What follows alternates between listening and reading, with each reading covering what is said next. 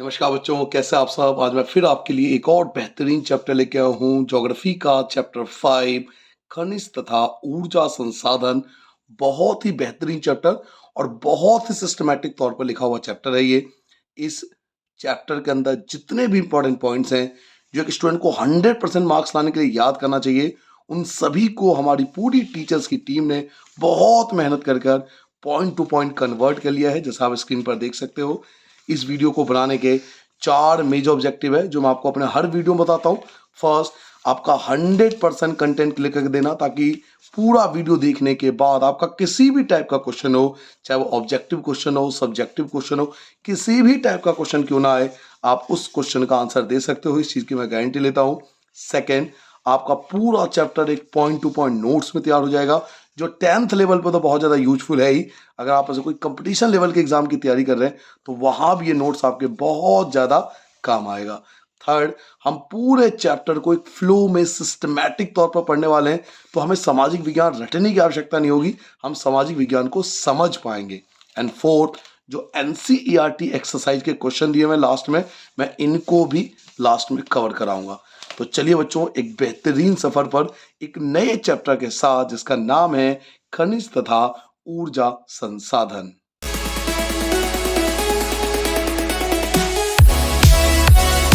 चलिए बच्चों, यहां से स्टार्ट करते हैं अपना ये बेहतरीन चैप्टर।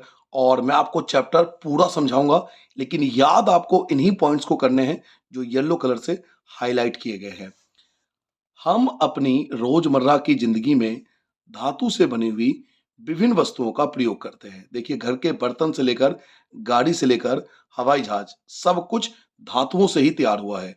क्या आप अपने घर में प्रयोग की जाने वाली धातु से बनी चीजों की सूची बना सकते हैं? तो आप कोई भी चीज का नाम दे सकते हो। घर में कई सारे बर्तन है, वो सभी धातुओं से बनी है। बहुत सारी चीज आपके घर के अंदर लोहे से बनी होगी, सोना, चांदी, कोई भी, ये सब धातु है। तो धातु से बनी हुई चीजों का आप नाम बता सकते हो। ये धातुएं कहाँ से आती है? देखिए, यहाँ पहला क्वेश्चन आता है कि आखिर ये धातुएं आती कहाँ से है। ये आपका फर्स्ट पॉइंट है कि धातु हमें मिलता कहाँ से है। तो इसका आंसर है भूपर्टी से। पृथ्वी के भूपर्टी से, यानी पृथ्वी की जो सबसे ऊपरी परत होती है, आपने पढ़ी होगी ज्योग्राफी में कि पृथ्वी के 3 लेयर होते हैं। एक को बोलते हैं भूपर्टी, एक को बोलते हैं मेंटल, एक को बोलते हैं कोर, है ना, आपने पढ़ा होगा। तो जो अर्थ का सबसे ऊपरी लेयर होता है, इसको भूपर्टी बोलते हैं। जो पृथ्वी की सबसे ऊपरी परत होती है, उसको भूपर्टी कहते हैं। तो यहां से हमें सभी धातुएं प्राप्त होती है। धातुएं कहाँ से प्राप्त होती है? तो भूपर्टी से, यानी पृथ्वी की ऊपरी परत से विभिन्न खनिजों के योग से बनी चट्टानों से निर्मित होती है। तो कहने का मतलब है, ये जो सबसे ऊपरी लेयर होती है अर्थ की, जिसको भूपर्टी बोलते हैं, यहां से हमें सारी धातुएं प्राप्त होती है। इन खनिजों का उपयुक्त शोधन करके, यानी भूपट्टी से हम धातुओं को निकालेंगे, खनिजों को निकालेंगे, उसका शोधन करेंगे, उसको साफ करेंगे, इससे ही हमें धातुएं निकाली जाती है। खनिज हमारे जीवन के अति अनिवार्य भाग है। लगभग हर चीज जो हम इस्तेमाल करते हैं, एक छोटी सुई से लेकर एक बड़ी इमारत तक, या फिर एक बड़ा जहाज आदि, सभी खनिजों से बने हैं। सही बात है, सब कुछ खनिजों से बना है। रेलवे लाइन और सड़क के पत्थर, हमारे औजार तथा मशीनें, सभी खनिजों से ही तो बने हैं। कारें, बसें, रेलगाड़ियां, हवाई जहाज, सभी खनिजों से निर्मित है और धरती से प्राप्त ऊर्जा के साधनों द्वारा चालित होते हैं। यहाँ तक कि भोजन में भी खनिज होते हैं, जिसे हम खाते हैं। जो हम खाना खाते हैं ना, उसमें भी खनिज पाया जाता है। मनुष्य ने विकास की सभी अवस्थाओं में अपनी जीविका तथा सजावट, त्योहारों व धार्मिक अनुष्ठान के लिए खनिजों का उपयोग किया है। कहने का मतलब है, खनिजों से हम पूरी तरह से घिरे हुए हैं। खाने से लेकर बनाने तक जितनी भी चीजें हमारे आसपास दिखाई देती हैं, वो सब खनिजों से प्राप्त होता है। तो इस पूरे पैसेज में जो याद करने वाला पॉइंट था ना, वो ये था कि ये धातुएं कहाँ से मिलती है? तो भूपर्टी से मिलती है। भूपर्टी की जो ऊपरी लेयर होती है, वो खनिजों के योग से बना है, यानी यहाँ पर खनिज पाए जाते हैं। जो सबसे अपर लेयर होता है अर्थ का, यहाँ पर खनिज पाए जाते हैं, और खनिज का शोधन करके उसको साफ कर कर हमें उनसे धातुएं प्राप्त होती है। तो याद केवल आपको यही पॉइंट करने हैं, समझाऊंगा मैं पूरा, बट याद आप इन्हीं पॉइंट को करना। नाउ, एक छोटा सा बॉक्स दिया हुआ है, तो यहां पर हम पढ़ेंगे दंत मंजन के बारे में। तो ये आपका पॉइंट नंबर 2 होगा। ठीक है, ये हेडिंग डाल लेना, दंत मंजन, और आप उसे कॉपी में नोट कर लेना। फ्लूराइड, देखो मैं साइंस का टीचर हूं इसलिए मैं इन वर्डों को समझ पाता हूं बेहतर तरीके से। फ्लूराइड जो दांतों को गलने से रोकता है, फ्लोराइट नामक खनिज से प्राप्त होता है। एक खनिज है जिसका नाम है फ्लोराइट, याद रखोगे। फ्लोराइट नामक एक खनिज होता है, उससे हमें मिलता है फ्लोराइड, और यही फ्लोराइड जो होता है वो दांतों को गलने से रोकता है। अधिकतर दंत मंजन टिटेनियम ऑक्साइड, टिटेनियम ऑक्साइड, अधिकतर जो दंतमंजन होते हैं ना, जो हम लोग टूथपेस्ट यूज करते हैं, वो टिटेनियम ऑक्साइड से सफेद बनाए जाते हैं। मोस्टली आप देखोगे तो व्हाइट कलर के होते हैं ना अधिकतर जो टूथपेस्ट होते हैं, तो वो टिटेनियम ऑक्साइड से उसे व्हाइट बनाया जाता है, जो कि र्यूटाइल, इल्मेनाइट तथा एनेटेज नामक खनिजों से प्राप्त होते हैं। तो ये आपको याद करना है क्योंकि ये पेपर में एमसीक्यू वगैरह में पूछे जाते हैं। जैसा आपसे पूछा जाएगा कि भाई दांतों को गलाने से रोकने के लिए किसका इस्तेमाल होता है, तो फ्लोराइड का इस्तेमाल होता है। फ्लोराइड कौन से खनिज से प्राप्त होता है, तो ये फ्लोरोआइट नामक खनिज से प्राप्त होता है। दंतमंजन को सफेद कैसे किया जाता है, तो टिटेनियम ऑक्साइड का इस्तेमाल करके किया जाता है। अब ये टिटेनियम ऑक्साइड हमें कहाँ से मिलता है, तो ये मिलता है हमें र्यूटाइल, इल्मेनाइट और एनेटाइट नामक खनिजों से। ये खनिजों के नाम है, र्यूटाइल, इल्मेनाइट और एनेटाइट, ये खनिजों के नाम है। इनसे हमें प्राप्त होता है जिससे इसको सफेद बनाया जाता है।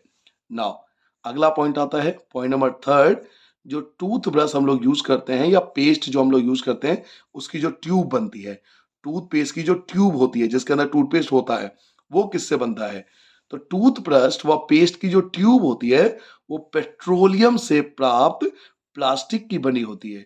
बच्चों जो टूथब्रश हम लोग करते हैं या जो पेस्ट हम लोग करते हैं टूथपेस्ट, उसका जो ट्यूब होता है वो किससे बनता है, तो वो पेट्रोलियम से प्राप्त प्लास्टिक की बनी होती है। तो ये पॉइंट नंबर 3 आपको याद करना है। आगे नेक्स्ट है आपका, यहां पर पॉइंट नंबर आपका 4 आता है। हमारे कुल पौष्टिक उपभोग का, यानी जो भी हम भोजन करते हैं सुबह से लेकर रात तक, हमारे कुल पौष्टिक उपभोग का केवल 0.3% भाग ही खनिज है। यानी जो भी हम भोजन करते हैं ना, उसमें 0.3% खनिज होता है। तो बॉडी के लिए खनिज बहुत आवश्यक है, भले ये 0.3 है लेकिन ये बहुत जरूरी है। तो ये पॉइंट नंबर 4 हो गया कि हमारे पौष्टिक उपभोग का कितना परसेंट खनिज होता है, तो 0.3% खनिज होता है। नाउ यहां पर आता है पॉइंट नंबर 4 कि खनिज आखिर है क्या, खनिज किसे कहते हैं, खनिज की परिभाषा क्या होगी। तो भूवैज्ञानिकों के अनुसार खनिज एक प्राकृतिक रूप से विद्यमान समरूप तत्व है। भूवैज्ञानिक ऐसा मानते हैं कि जो खनिज है ना, वो एक प्राकृतिक रूप से यानी नेचुरल तौर पर मिलता है, नेचुरली वो मिला है हमें, समरूप तत्व है जिसकी एक निश्चित आंतरिक संरचना होती है, यानी उसका अपना खुद का स्ट्रक्चर होता है। जैसे कार्बन एक खनिज है, उसका खुद का स्ट्रक्चर है। गोल्ड एक खनिज है, उसका खुद का स्ट्रक्चर है। तो जितने भी खनिज होते हैं, भूवैज्ञानिक ऐसे मानते हैं, वो एक प्राकृतिक रूप से विद्यमान है, किसी ने उसको बनाया नहीं है, नेचर ने उसे बनाया है, प्राकृतिक रूप से वो पाया जाता है और उसकी एक निश्चित आंतरिक संरचना होती है, यानी खुद का उसका स्ट्रक्चर होता है। तो फर्स्ट पेज पे, पहले पेज पे हमने क्या क्या जाना, मैं एक बार रिवाइज करा देता हूं। धातुएं कहाँ से मिलती हैं, तो धातुएं प्राप्त होती है भूपट्टी से, पृथ्वी की सबसे ऊपरी परत से।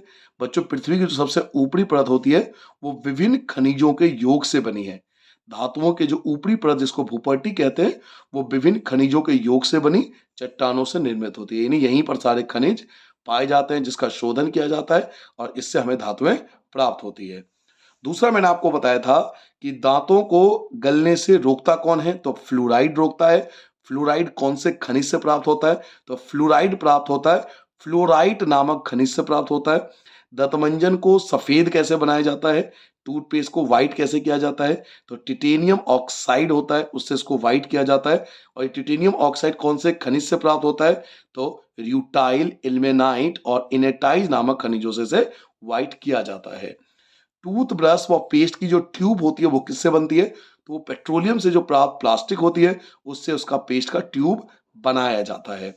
फिर मैंने आपको बताया था कि हमारे पौष्टिक उपभोग का कितना परसेंट खनिज है, तो हमारे पूरे पौष्टिक उपभोग का 0.3% जो है वो खनिज है। खनिज होता क्या है, तो भूवैज्ञानिकों के अनुसार खनिज एक प्राकृतिक रूप से विद्यमान समरूप तत्व है, यानी एक ऐसा तत्व जो प्रकृति ने हमें दिया है, हमने उसको नहीं बनाया, नेचर ने उसको बनाया है, जिसकी एक आंतरिक संरचना होती है, उसका खुद का एक इनर स्ट्रक्चर पाया जाता है। खनिज प्रकृति में अनेक रूपों में पाए जाते हैं, जिसमें कठोर, हीरा व नरम चूना तक सम्मिलित है। अगर आप बात करो हीरा तो बहुत ज्यादा कठोर है, वहीं चूना पत्थर देखो तो बहुत ज्यादा कमजोर है। तो खनिज अलग अलग रूप में आपको मिलेंगे। खनिज इतने विविध क्यों हैं, आखिर रीजन क्या है कि खनिज इतने रूपों में क्यों पाया जाता है। तो अब तक हमें 5 पॉइंट यहां से, है ना, 5 पॉइंट यहां तक मिल चुका है। नाउ हम अपने अगले पेज पे, नेक्स्ट पेज पे आते हैं, देखते हैं इस पेज पे हमें क्या मिलता है।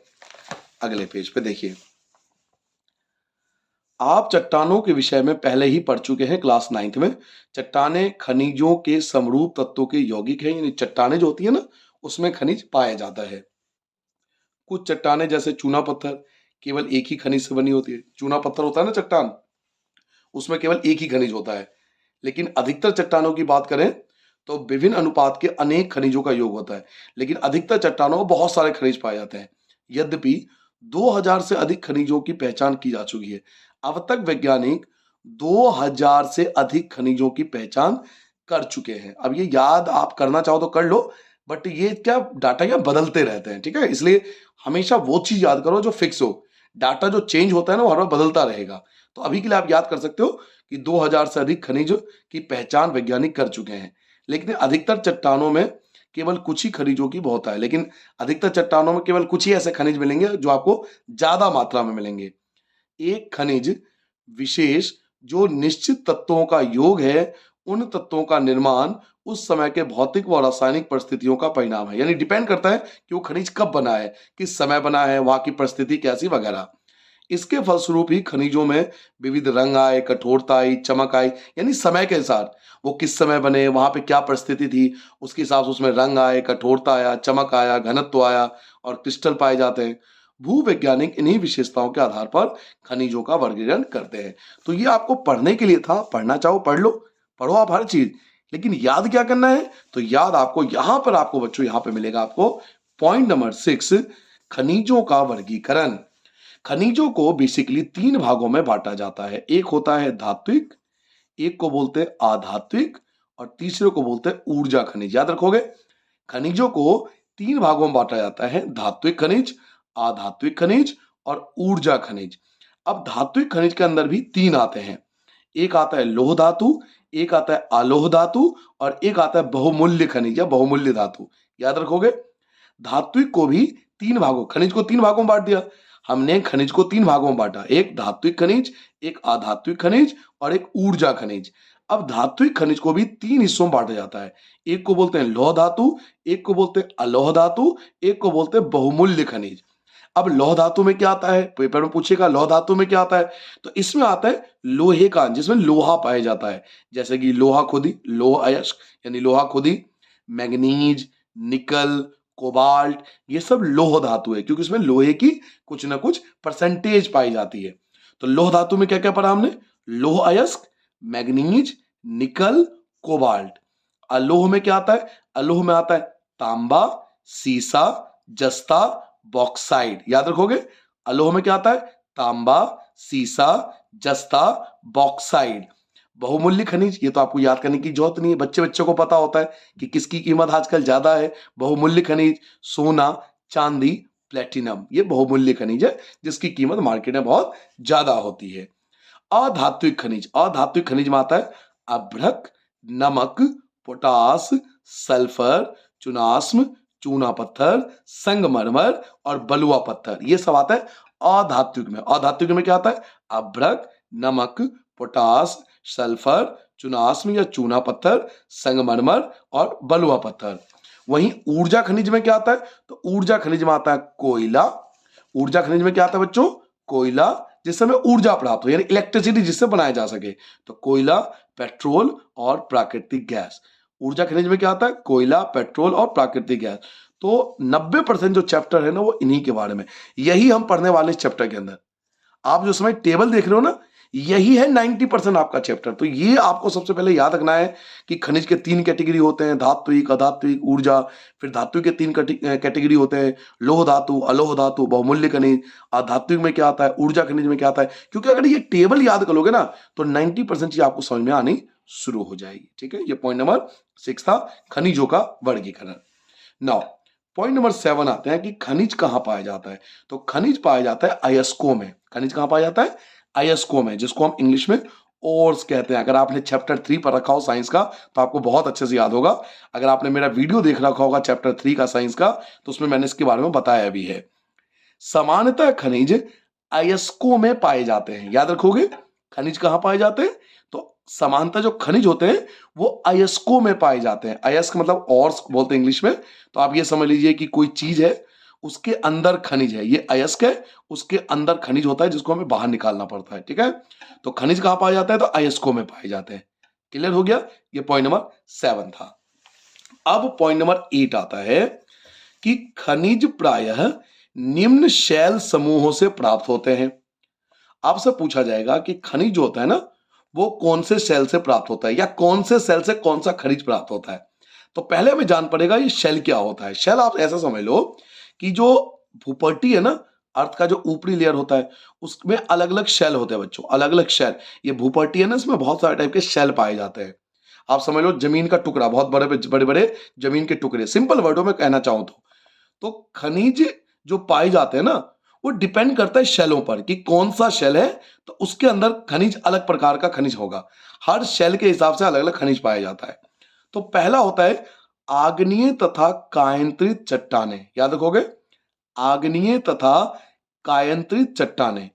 इसमें खनिज जो होता है वो उनके दरारों में, बिल्कुल आपको याद करते हुए चलना है। पॉइंट नंबर 8 पढ़ रहे हैं हम बच्चों कि खनिज जो होता है वो शैल समूहों में पाया जाता है। कौन से शैल समूह में क्या पाया जाता है, तो ये मैं आपको बताने वाला हूं। पहला है आग्नेय तथा कायंत्रित चट्टानें। आग्नेय तथा कायंत्रित चट्टानों में खनिज उनके दरारों में, जोड़ों में, भ्रंशों में व विद्रों में मिलते हैं। विद्रोह मतलब टुकड़ों में मिलते हैं। क्लियर हो गया, जो आग्नेय तथा कायंतिक चट्टान है, उसमें जो खनिज होता है वो उनके दरारों में या उनके जोड़ों में या भ्रंशों में व विद्रोह में मिलते हैं। अब आग्नेय तथा कायंतिक चट्टानों में कौन से खनिज मिलते हैं, तो इसमें मिलता है मुख्य धात्विक खनिज, जैसे जस्ता, तांबा, जिंक, सीसा। याद रखोगे आप, ये जो आग्नेय तथा कायंतिक चट्टानें हैं, इसमें हमें कौन से खनिज मिलते हैं, तो इसमें हमें खनिज मिलता है जस्ता, तांबा, जिंक और सीसा। अगला आता है बच्चों अवसादी चट्टानें। इन्हें बोलते हैं अवसादी चट्टानें। ये देखिए अगला आ गया अवसादी चट्टानें। तो अनेक खनिज जो है वो अवसादी चट्टानों के अनेक खनिज संस्तरों या परतों में पाए जाते हैं। ये जो अवसादी चट्टान होते हैं ना, उनके परत में पाए जाते हैं खनिज। तो आपसे पूछा जाएगा, ठीक है भाई, परतों में पाए जाता है तो कौन से खनिज पाए जाते हैं भाई, अवसादी चट्टान में कौन से खनिज पाए जाते हैं, तो इसमें पाया जाता है कोयला। याद रखोगे, तथा कुछ अन्य प्रकार के लौह अयस्क। मेन कोयला होता है और कुछ लौह अयस्क भी पाए जाते हैं, जिनका निर्माण लंबी अवधि तक यानी बहुत लंबे समय तक अत्यधिक ऊष्मा व दबाव का परिणाम है। अधिक ऊष्मा व दबाव के कारण बने। जब पेड़ पौधे क्या हुए, जमीन में दब गए, तो दबाव आ गया, ऊष्मा, गर्मी, पेड़ जमीन के नीचे क्या गर्मी है, तो अधिक ऊष्मा और दबाव के कारण कोयला और कुछ अन्य अयस्कों का निर्माण हुआ। कहां पे निर्माण हुआ, तो अवसादी चट्टानों में इनका निर्माण हुआ। इसके अलावा कुछ और भी पाए जाते हैं अवसादी चट्टानों में। अवसादी चट्टानों में जिप्सम पाया जाता है, पोटास पाया जाता है, नमक पाया जाता है और सोडियम पाया जाता है। क्लियर हो गया। मेनली जो पेपर के लिए है वो ये है कि कौन से सेल में या कौन से चट्टान में कौन से खनिज पाए जाते हैं। तो आग्नेय तथा कायंत्री चट्टानों में पाया जाता है जस्ता, तांबा, जिंक, सीसा। अवसादी चट्टानों में पाया जाता है कोयला और कुछ अन्य प्रकार के लौह अयस्क, जिनका निर्माण बहुत लंबे समय में ऊष्मा व दाब के कारण हुआ। और कोयले के अलावा अगर कुछ और खनिज आपको जानना है तो वो कौन है, तो वो है जिप्सम, पोटास, नमक, सोडियम। क्लियर हो गया। उसके बाद आता है धरातलीय चट्टानें। खनिजों के निर्माण की एक अन्य विधि धरातलीय चट्टान का अपघटन है। याद रखोगे, जब धरातल के चट्टान अपघटन हुए तो उससे बॉक्साइट का निर्माण हुआ था। बॉक्साइट का निर्माण इसी प्रकार होता है और ये आपके एनसीईआरटी के अंदर क्वेश्चन भी है। देखो हाथों हाथ अगर मैं आपको दिखाना चाहूं, हालांकि मैं लास्ट में कराऊंगा बट मैं आपको दिखाना चाहता हूं। देखिए, निम्नलिखित में कौन सा खनिज अपक्षयित पदार्थ के अवशिष्ट भार को त्यागता हुआ चट्टानों के अपघटन से बना है? तो चट्टानों के अपघटन से कौन बना है? तो बॉक्साइट बना है। इसलिए तो मैं एडवाइस देता हूं हर बच्चे को, आप एनसीईआरटी पढ़िए। मार्केट में इतनी महंगी महंगी किताबों से बेहतर है इस किताब को पढ़िए। इससे बेहतर प्रिपरेशन किसी किताब से हो ही नहीं सकती। इसमें सब कुछ गिवन होता है, बस आपको लाइन से पढ़ना पड़ेगा, तरीके से समझना पड़ेगा और नोट्स के फॉर्म में आपको लिखना पड़ेगा। थोड़ी मेहनत लगेगी एक बार, लेकिन एक बार मेहनत कर लो, जीवन भर की टेंशन आपको कम कर देगा। वापस आते हैं टॉपिक पे। खनिजों के निर्माण की एक अन्य विधि है धरातलीय चट्टानों का अपघटन। तो धरातलीय चट्टानों के अपघटन से कौन सा खनिज बना? तो बॉक्साइट का निर्माण हुआ था। अगला आता है पहाड़ियों के आधार पर। जो पहाड़ होते हैं, पर्वत होते हैं ना, उसका जो आधार होता है, पहाड़ के आधार पर घाटी तल के रेत में जलोढ़ जमाव के रूप में भी कुछ खनिज पाए जाते हैं। यानी पहाड़ के जो धरातल होते हैं, यहां पे भी कुछ खनिज मिलते हैं। ये निक्षेप प्लेसर निक्षेप के नाम से जाना जाता है। याद रखना, इनको प्लेसर बोलते हैं, प्लेसर निक्षेप। ये जो पहाड़ी के नीचे होता है ना जमाव, इसे बोलते हैं प्लेसर निक्षेप। और यहां पर हमें कौन से खनिज मिलते हैं? तो यहां पर मिलते हैं महंगे वाले खनिज। कौन से खनिज? सोना, चांदी, टिन, प्लेटिनम, ये यही मिलते हैं। इन्हें प्लेसर निक्षेप कहते हैं। क्लियर हो गया? नाउ उसके बाद आता है महासागरीय जल। महासागर के जल, महासागर के जल में भी बहुत सारे खनिज पाए जाते हैं। जी हाँ, कौन से खनिज? तो नमक, सब आप भली भांति परिचित होंगे।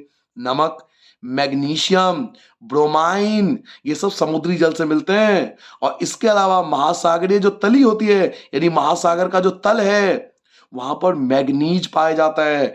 मैग्नीज की ग्रंथियों में धनी है, मैग्नीज की ग्रंथि पाई जाती है। वहां पर बहुत मैग्नीज पाया जाता है समुद्र के नीचे धरातल में। तो आपने इस टॉपिक में यह जाना कि कहां पर कौन सा खनिज पाया जाता है। इस पेज को रिवाइज करा दो एक बार जल्दी से। यहां तो हमें कुछ मिला नहीं याद करने वाला। आप चाहो तो ये याद करना कि 2000 से अधिक प्रकार के खनिज हैं। बेफिलहाल हमने जाना खनिजों का वर्गीकरण। खनिजों को तीन हिस्सों में बांटा जाता है, धात्विक, अधात्विक, ऊर्जा खनिज। धात्विक तीन होते हैं, लौह धातु, अलौह धातु, बहुमूल्य खनिज। लौह धातु में आता है लोहा, अयस्क, मैग्नीज, निकल, कोबाल्ट। अलौह में आता है तांबा, सीसा, जस्ता, बॉक्साइट। बहुमूल्य खनिज में आता है सोना, चांदी, प्लेटिनम। अधात्विक में आता है अभ्रक, नमक, पोटास, सल्फर, चूना पत्थर, संगमरमर, बलुआ पत्थर। ऊर्जा खनिज में आता है कोयला, पेट्रोलियम, प्राकृतिक गैस। खनिज कहां पाए जाते हैं? तो खनिज पाए जाते हैं अयस्कों में पाए जाते हैं।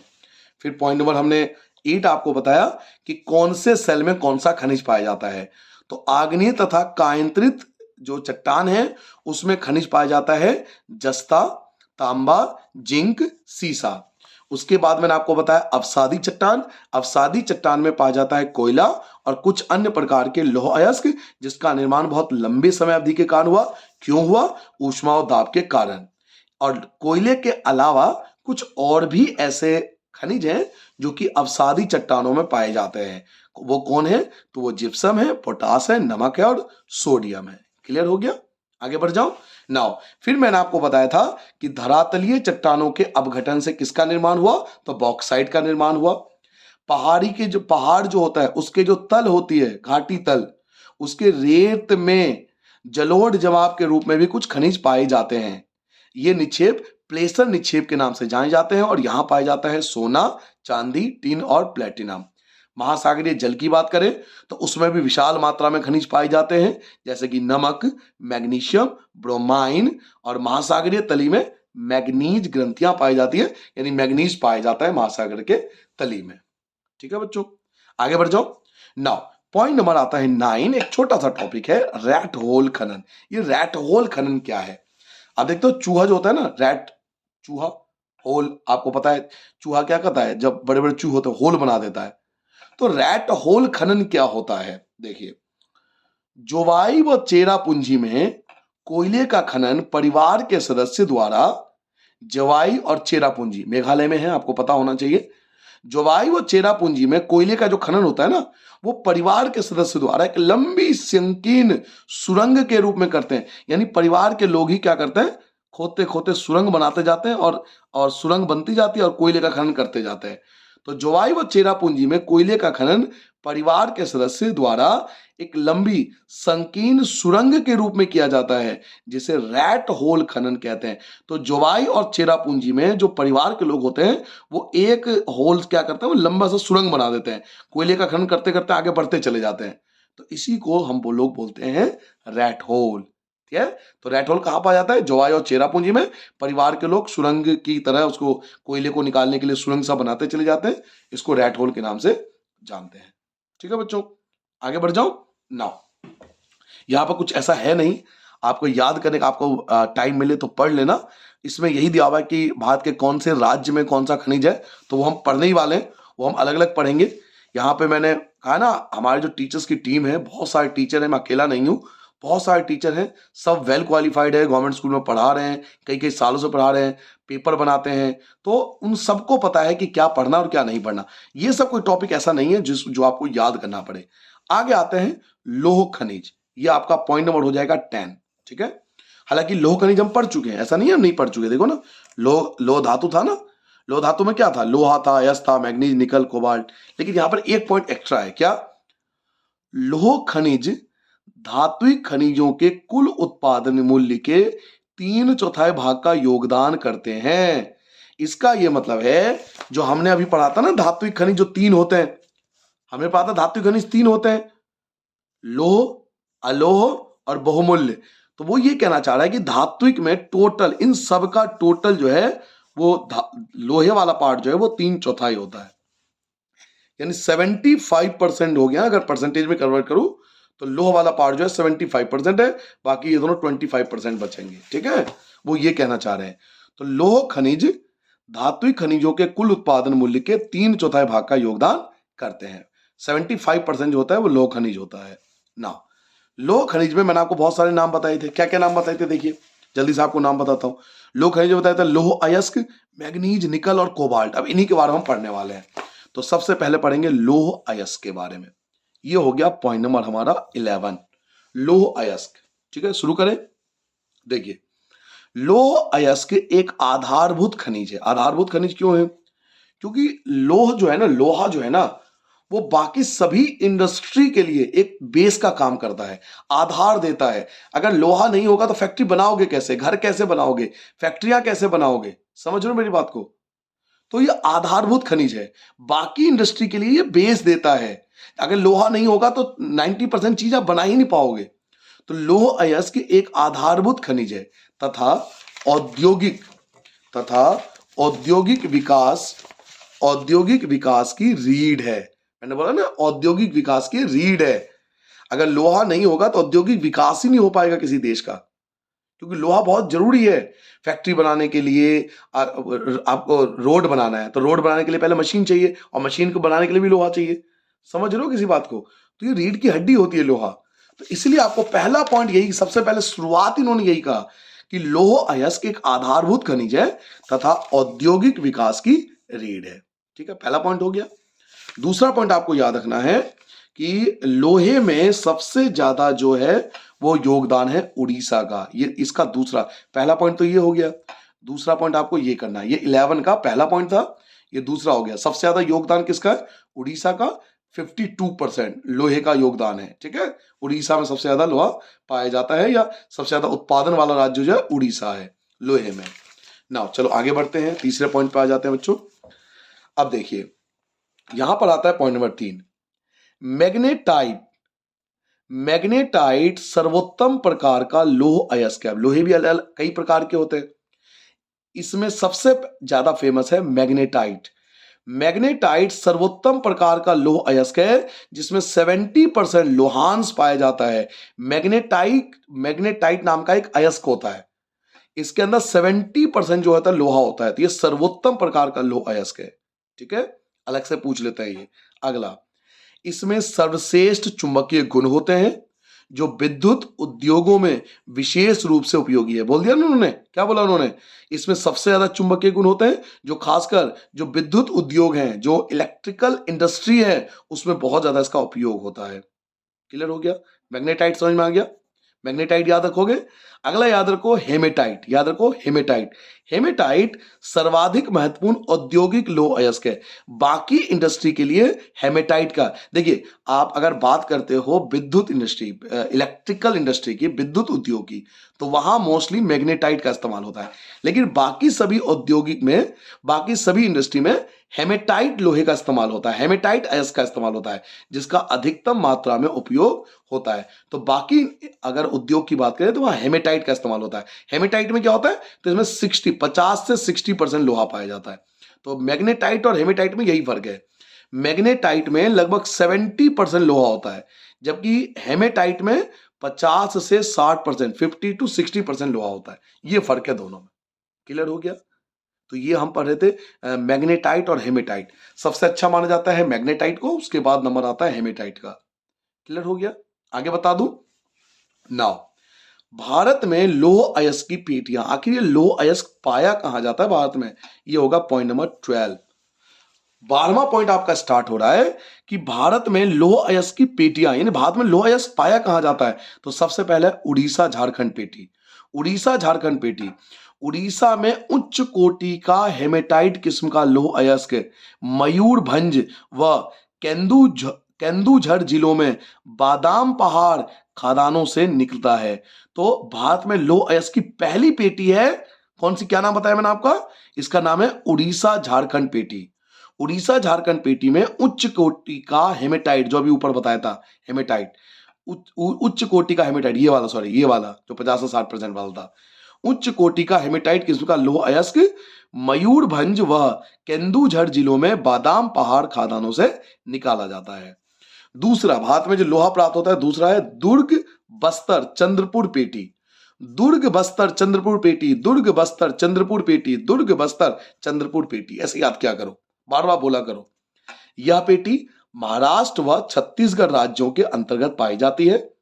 छत्तीसगढ़ में बस्तर जिले में बेलाडीला पहाड़ी श्रृंखलाओं में अति उत्तम कोटि का जो हेमेटाइट, याद कीजिए हेमेटाइट बताया था मैंने आपको, 50 से 60%, वही 50 से 60% वाला, यह पेटी महाराष्ट्र व छत्तीसगढ़ राज्यों के अंतर्गत पाई जाती है।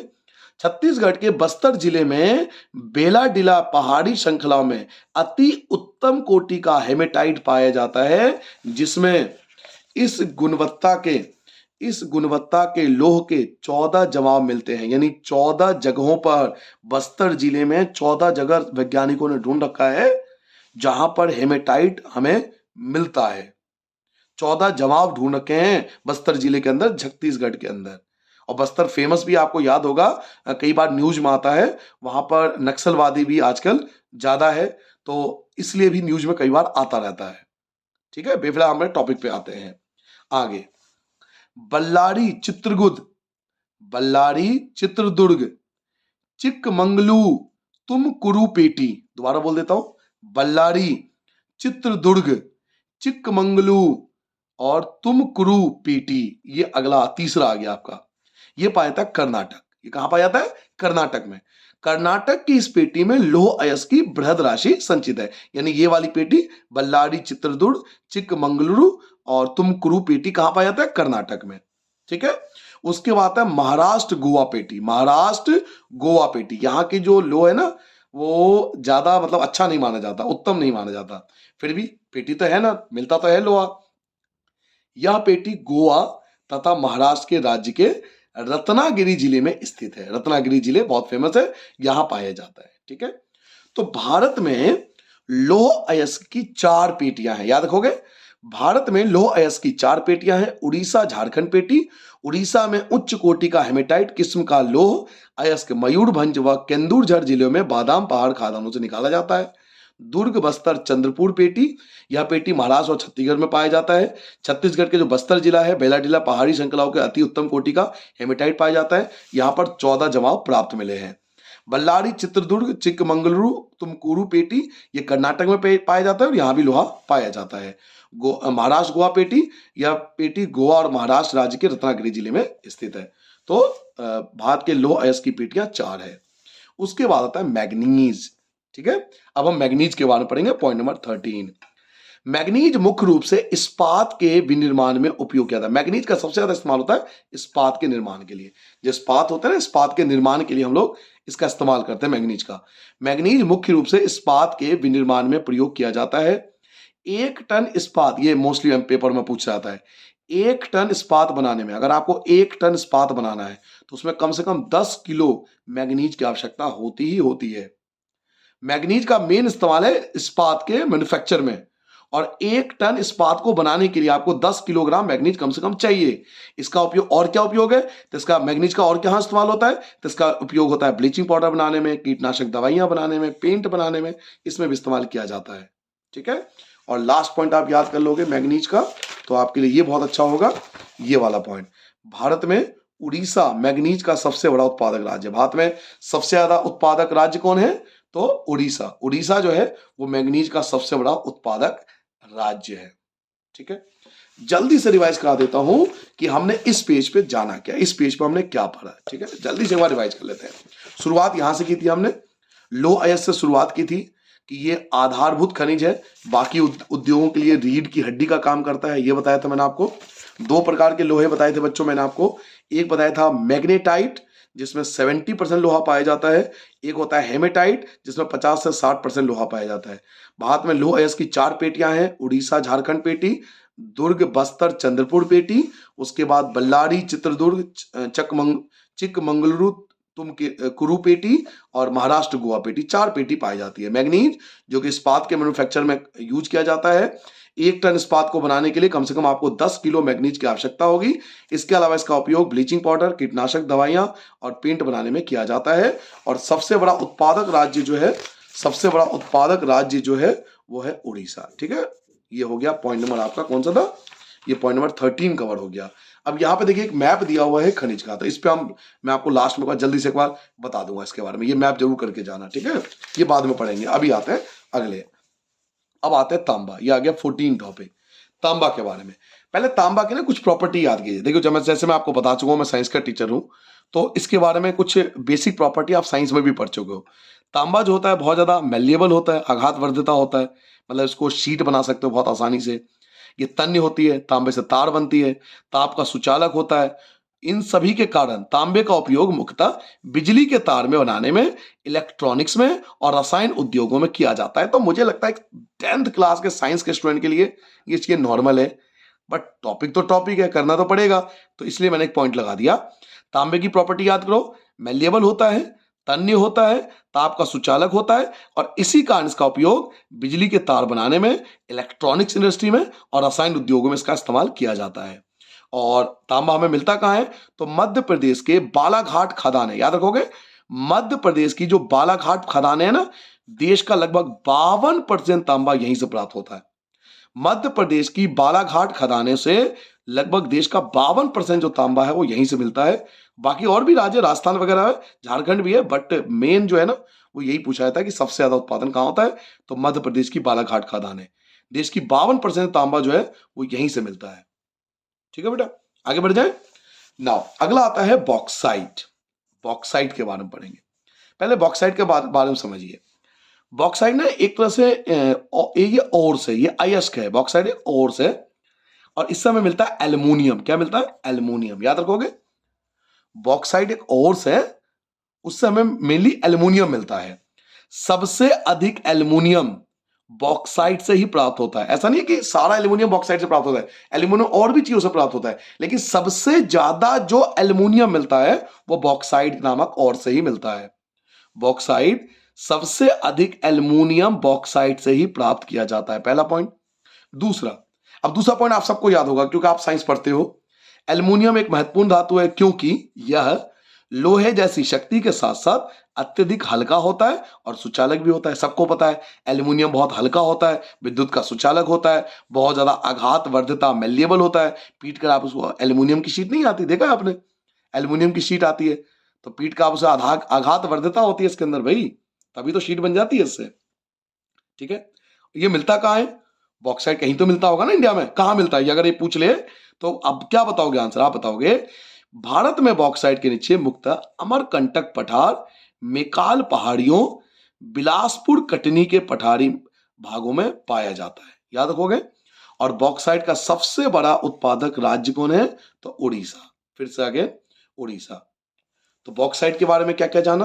पहला, सबसे पहला पॉइंट देखिए, पॉइंट टू पॉइंट कर रखा है मैंने। पहला पॉइंट, सबसे अधिक एल्युमिनियम बॉक्साइट से प्राप्त होता है। पहला पॉइंट ये बॉक्साइट के बारे में है।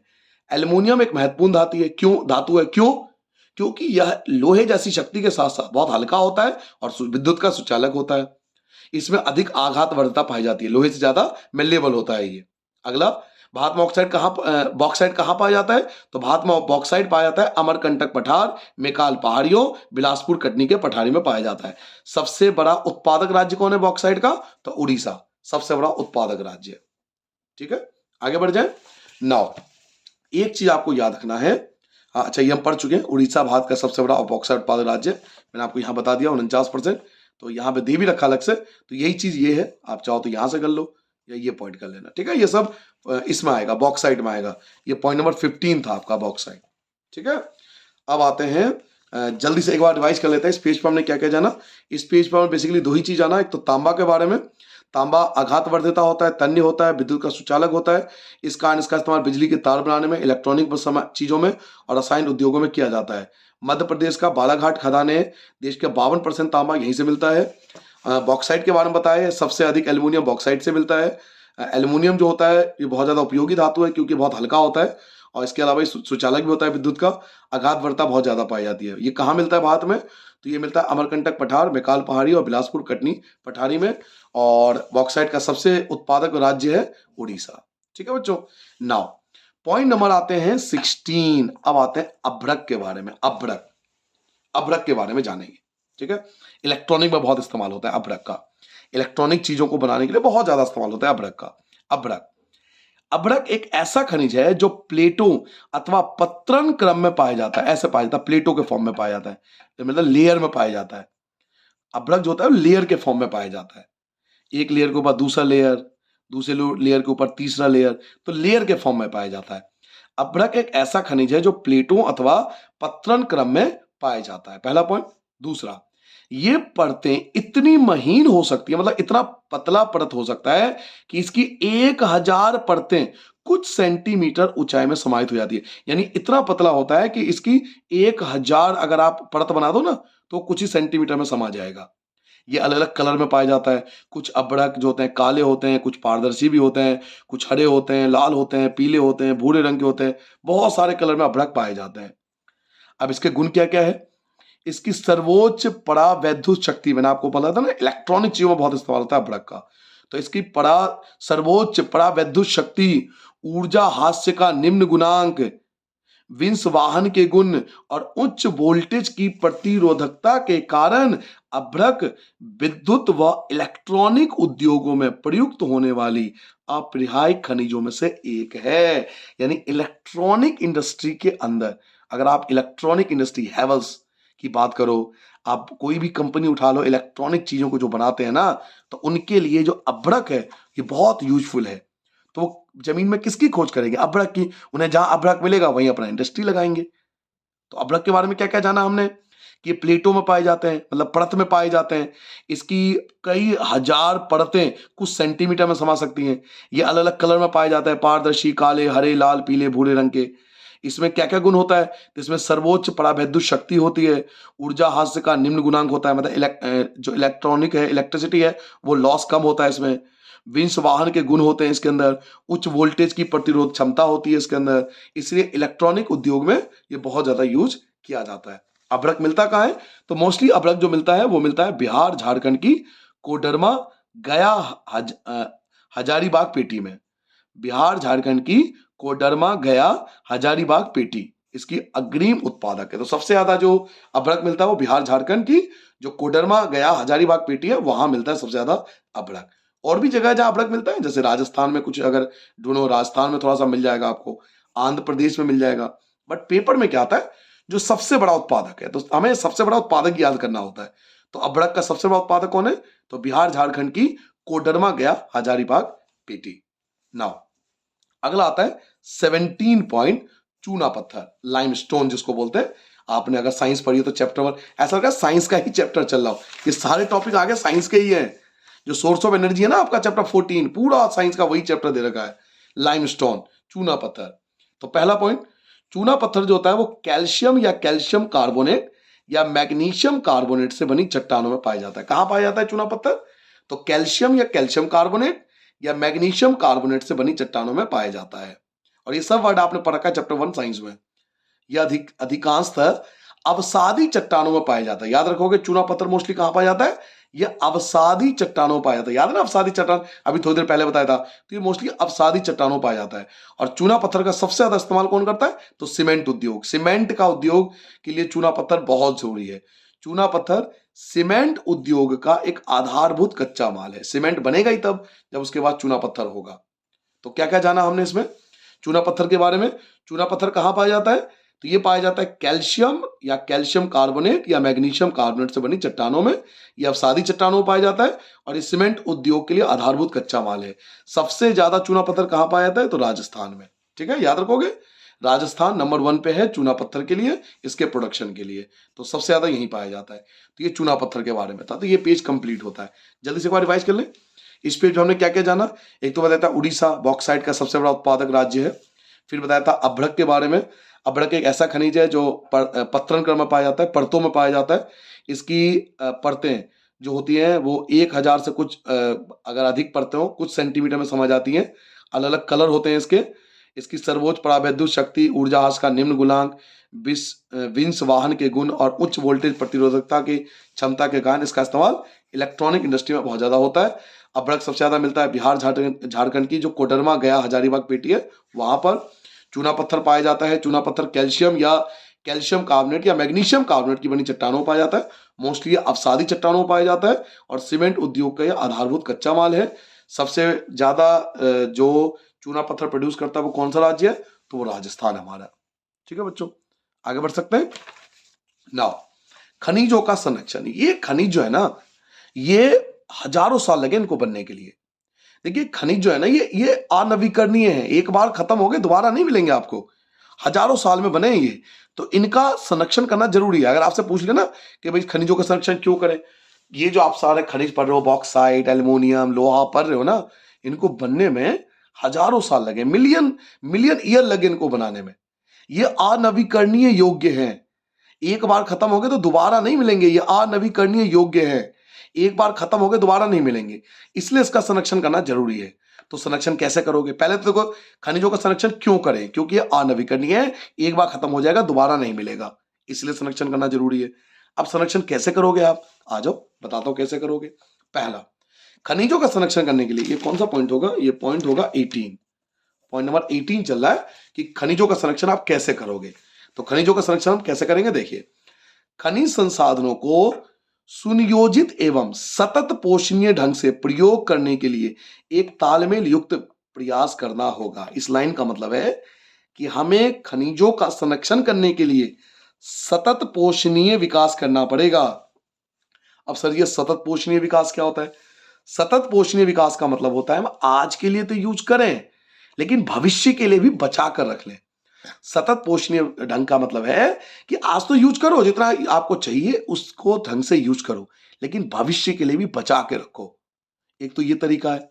दूसरा, उन्नत प्रौद्योगिकों का सतत विकास। हम अच्छी टेक्नोलॉजी का इस्तेमाल करेंगे। अच्छी टेक्नोलॉजी से क्या होगा? उन्नत प्रौद्योगिकी का मतलब हाई क्वालिटी की टेक्नोलॉजी। अच्छा, हाई क्वालिटी की टेक्नोलॉजी से क्या होगा? अगर हाई क्वालिटी की टेक्नोलॉजी होगी ना तो चीजें कम यूज होगी और बनेगा ज्यादा। समझ रहे हो? अच्छा, आप इसका एग्जांपल देखो। पहले के टीवी आप देखते हो, पहले की टीवी अगर घर में आप उठा के देखो कितना भारी और कितना बड़ा होता था। आज की टीवी देखो कितना स्लिम ड्रिम है ना।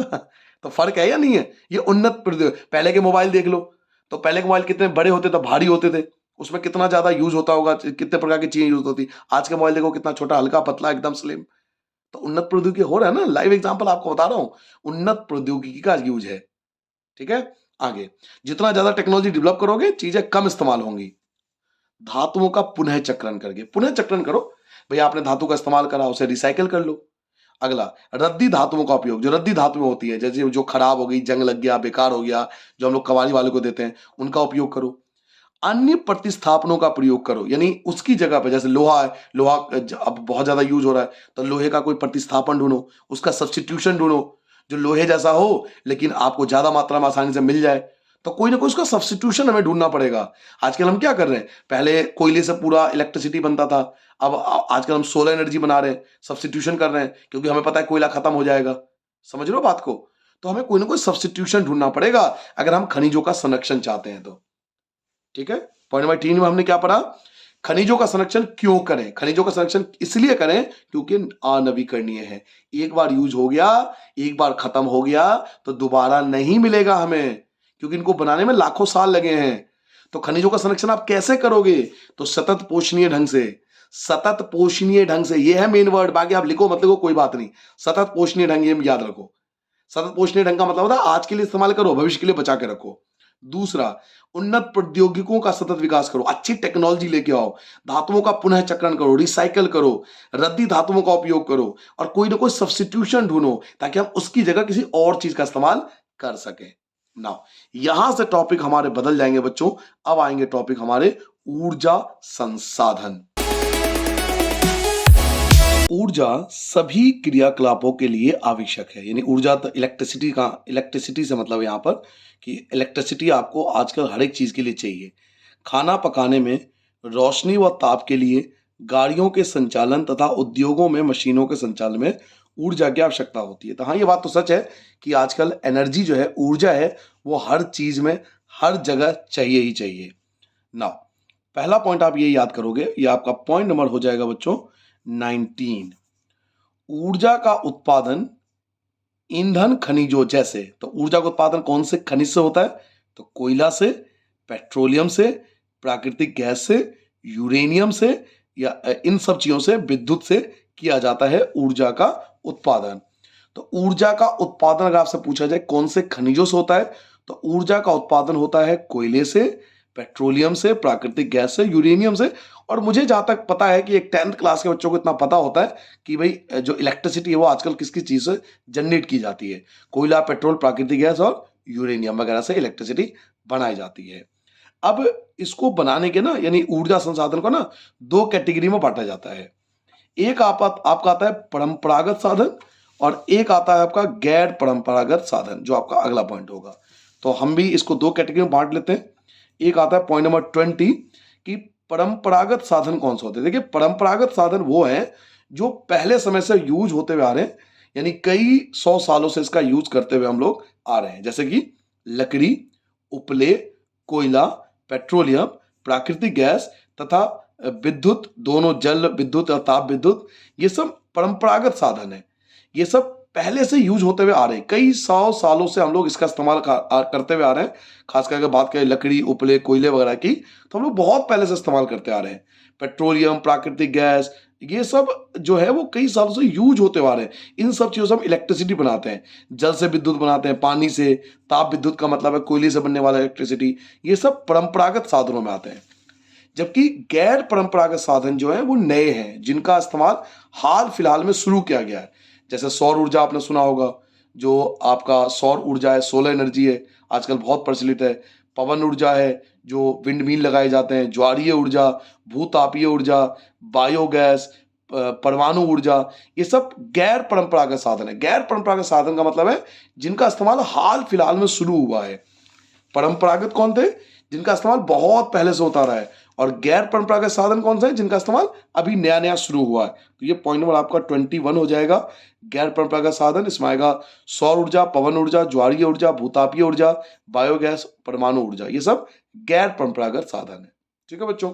नाउ अब ये जो आपने परंपरागत साधन पढ़े ना, लकड़ी, उपले, कोयला, पेट्रोलियम, प्राकृतिक गैस, ये विद्युत, ये सब हम इसमें टॉपिक में पढ़ने वाले हैं। बट सारे टॉपिक नहीं है हमारे सिलेबस में, कुछ ही है। जैसे कोयले के बारे में डिटेल है, तो हम पहले इसके बारे में जानेंगे, कोयले के बारे में। तो ये आपका पॉइंट नंबर 22 हो जाएगा। हम सबको पता है कि कोयले का निर्माण कैसे हुआ था। 8वीं क्लास के 8th क्लास के बुक में भी था कि कोयले का निर्माण हुआ कैसे था। लाखों साल पहले क्या हुआ कि पेड़ पौधे क्या हुआ, किसी कारण से जमीन में दब गए। अब बहुत सारे लाखों की संख्या में जब पेड़ पौधे जमीन में दब गए ना, जमीन में ये दब गए, लाखों करोड़ों पेड़ एक साथ जमीन में दब गए, तो दाब, दाब मतलब प्रेशर, और ताप, ताप मतलब हीट, एक तो जमीन में दब गए तो दाब, और अंदर गर्मी है तो ताप। तो दाब और ताप के कारण ये जो लकड़ी थे ये कोयले में परिवर्तित हो गए। दोबारा बताऊं मैं आपको, लाखों साल पहले, ये 8th क्लास की बुक में है, लाखों साल पहले जब पेड़ पौधे जमीन में दब गए तो दाब और ताप के कारण ये लकड़ियां कोयले में परिवर्तित हो गए। तो ये लिखा हुआ भी है, यहां पे आप चाहो तो लिख भी देखो, लिखा हुआ भी है, कोयले का निर्माण पादप पदार्थों के यानी पौधों के लाखों वर्षों तक संपीड़न से हुआ है। संपीड़न का मतलब यही होता है दाब और ताप, दाब और ताप, दाब और ताप के कारण जब जो ये पेड़ पौधे थे वो संपीड़ित हो गए, यानी दाब और ताप के कारण संपीड़न हो गया इनका, तो ये कोयले में परिवर्तित हो गए। अब ये तो पॉइंट आपका 22 हो गया, कोयला बना कैसे। अब हम पढ़ेंगे कोयले के प्रकार, और मोस्टली पेपर में जो आजकल आता है वो ये आता है, क्योंकि कोयला कैसे बना ये तो 8th क्लास की बुक में भी है, कोई नई बात तो है नहीं हमारे लिए, ये हम पहले भी पढ़ चुके हैं। बट ये हमारे लिए नया है जो 10th क्लास की बुक में ही है कि कोयला कौन कौन से प्रकार के होते हैं। तो पॉइंट नंबर 23 हो जाएगा कोयले के प्रकार। इसमें पहला आता है लिग्नाइट, याद रखोगे, लिग्नाइट। लिग्नाइट एक निम्न कोटि का भूरा कोयला होता है, ये भूरे रंग का होता है, यह मुलायम होने के साथ अधिक नमी युक्त होता है, यानी इन कोयले में नमी पाई जाती है। लिग्नाइट के प्रमुख भंडार तमिलनाडु के नवेली में मिलते हैं। तो ये लिग्नाइट के बारे में था। तो पहला प्रकार आपको याद हो गया, लिग्नाइट, याद रखोगे। कोयले का पहला प्रकार है लिग्नाइट। लिग्नाइट जो है वो एक निम्न कोटि का भूरा कोयला है, ये मुलायम होता है, इसमें नमी पाई जाती है, और ये कहां पाया जाता है तो तमिलनाडु के नवेली में, याद रखोगे। उसके बाद आता है कोयले का दूसरा प्रकार जिसको बोलते हैं बिटुमिनस कोयला, याद रखोगे, बिटुमिनस कोयला, बिटुमिनस कोयला, बिटुमिनस कोयला, ठीक है। गहराई में दबे तथा अधिक तापमान में से प्रभावित कोयले को बिटुमिनस कोयला कहा जाता है। वाणिज्यिक रूप से यानी इंडस्ट्री के तौर पर यह सर्वाधिक लोकप्रिय कोयला है, यानी इंडस्ट्री में सबसे ज्यादा यूज होता है वो बिटुमिनस कोयला होता है, क्योंकि एक तो सस्ता होता है और बहुत यूजफुल होता है। तो बिटुमिनस कोयले का इंडस्ट्री में बहुत ज्यादा इस्तेमाल किया जाता है। गहराई में दबे तथा अधिक तापमान से प्रभावित कोयले को बिटुमिनस कोयला कहा जाता है, और यह वाणिज्यिक रूप से बहुत प्रचलित है। उसके बाद आता है तीसरा, एंथ्रेसाइट, याद रखोगे, एंथ्रेसाइट। एंथ्रेसाइट सर्वोत्तम गुण वाला कठोर कोयला होता है, सबसे अच्छा कोयला जो होता है उसका नाम है एंथ्रेसाइट।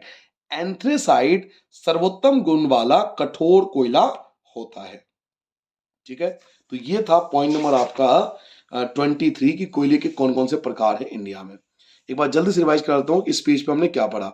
इस पेज में मैंने आपको बताया कि खनिजों का संरक्षण क्यों करते हैं, क्योंकि अनवीकरणीय है, एक बार खत्म होने के बाद हमें दोबारा प्राप्त नहीं होगा। कोई खनिजों का संरक्षण कैसे किया जा सकता है, तो सतत पोषणीय ढंग से, उन अच्छी टेक्नोलॉजी को विकास करके, धातुओं का पुनः चक्रण करके, रद्दी धातुओं का प्रयोग करके, प्रतिस्थापन से, मतलब कोई सब्स्टिट्यूशन ढूंढना पड़ेगा हमें। ऊर्जा संसाधन हमें कौन से खनिजों से मिलता है, तो हमें कोयला से मिलता है, पेट्रोल से मिलता है, प्राकृतिक गैस यूरेनियम वगैरह से मिलता है। ये दो प्रकार के होते हैं, एक परंपरागत साधन, एक गैर परंपरागत साधन। परंपरागत साधन में आता है लकड़ी, उपले, कोयला, पेट्रोलियम, प्राकृतिक गैस, विद्युत, पानी से, और जो कोयले से बनता है वो सब। गैर परंपरागत जिसका इस्तेमाल हाल फिलहाल में शुरू हुआ है, तो सौर, पवन, ज्वारीय, भूतापीय, बायोगैस, परमाणु ऊर्जा, ये गैर परंपरागत साधन है। उसके बाद मैंने आपको बताया कोयले के बारे में, लाखों साल पहले पेड़ पौधे जब जमीन के नीचे दब गए तो दाब और ताप के कारण, संपीड़न के कारण ये कोयले में परिवर्तित हो गए। कोयले का निर्माण पादप पदार्थों के लाखों वर्ष पहले एक संपीड़न से हुआ है। इसमें कोयले के प्रकार मैंने आपको बताया, लिग्नाइट। लिग्नाइट एक निम्न कोटि का भूरा रंग का कोयला होता है, यह मुलायम होता है और इसमें नमी पाई जाती है। ये तमिलनाडु के नेवेली में पाया जाता है। उसके बाद गहराई में दबे तथा अधिक तापमान से प्रभावित कोयले को बिटुमिनस कोयला कहा जाता है, और वाणिज्य में यानी इंडस्ट्री में इसका बहुत ज्यादा इस्तेमाल होता है। एंथ्रेसाइट जो होता है वो सर्वोत्तम, सबसे अच्छा कोयला जो होता है वो एंथ्रेसाइट होता है। क्लियर हो गया। अब अगला नहीं जानोगे कि कोयला पाया कहाँ जाता है, भाई कहीं तो पाया जाता होगा ना कोयला, हमारे लिए बहुत इतना इंपॉर्टेंट है। तो कोयला मिलता कहाँ है भारत में, तो ये पॉइंट नंबर आपका हो जाएगा 24, ये 24वां आ गया, ठीक है। प्रकार ये हो गया, जो कोयले के कौन कौन से प्रकार थे, इसमें लिग्नाइट आपको बताया, बिटुमिनस कोयला बताया, और एंथ्रेसाइट कोयला बताया। 3 प्रकार के कोयले मैंने आपको बताया। नाउ भारत में कोयला 2 प्रमुख भूगर्भिक युगों के शैल क्रम में पाया जाता है। भारत में अगर कोयले की बात करें ना, तो ये दो शेल में पाया जाता है। पहला गोंडवाना, याद करो गोंडवाना क्लास 9th में था। एक गोंडवाना जिसकी आयु 200 लाख वर्ष से कुछ अधिक है, एक तो पाया था गोंडवाना भूमि में। दूसरा टर्सियरी, याद रखोगे, टर्सियरी नाम याद रखो, टर्सियरी निक्षेप में जो 55 लाख वर्ष पुराने हैं। तो भारत में जो कोयला मिलता है बेसिकली उसको दो शैलों में बांटा जाता है। एक तो गोंडवाना वाला जिसकी आयु 200 लाख वर्ष पूर्व है, और दूसरा है टर्शियरी जो 55 लाख वर्ष पुराने हैं। अब जो गोंडवाना, जो बात के पहले वाला मैंने आपको बताया था गोंडवाना, उस वो कहाँ है, तो वो है दामोदर। जो गोंडवाना कोयला है ना, जो पहला वाला आपको बताया था, तो गोंडवाना कोयला कहाँ है, तो ये पाया जाता है दामोदर घाटी, यानी कि पश्चिम बंगाल, झारखंड, झरिया, रानीगंज, बोकारो, यहाँ मिलता है गोंडवाना कोयला जो 200 लाख वर्ष पुराने हैं।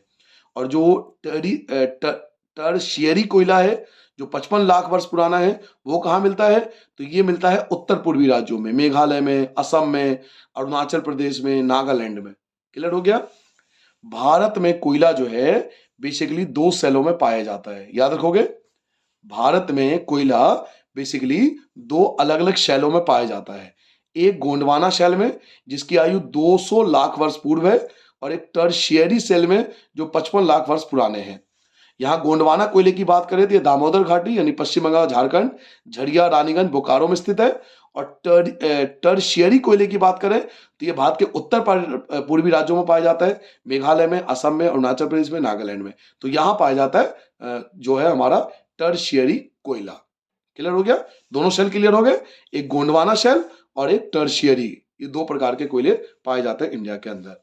नाउ पॉइंट नंबर 25 आता है पेट्रोलियम के बारे में। तो पेट्रोलियम में कुछ ऐसा कोई इतना बड़ा पॉइंट नहीं दे रखा, आप सबको पता है पेट्रोल का इस्तेमाल गाड़ी चलाने के लिए इंडस्ट्री में इस्तेमाल होता है। बट इसमें जो दो तीन पॉइंट जो अच्छे हैं जो आपको याद करने चाहिए वो ये है। इसमें पहला है भारत में अधिकांश पेट्रोलियम की उपस्थिति टर्शियरी युग की शैल संरचनाओं से अपनति व भ्रंश ट्रैप में पाई जाती है। यानी भारत के अंदर मोस्टली जो पेट्रोलियम है बच्चों, वो टर्शियरी सेलों में पाया जाता है जो 55 लाख वर्ष पुराने हैं। तो भारत के अधिकतर जो पेट्रोलियम है वो टर्शियरी सेलों में पाया जाता है।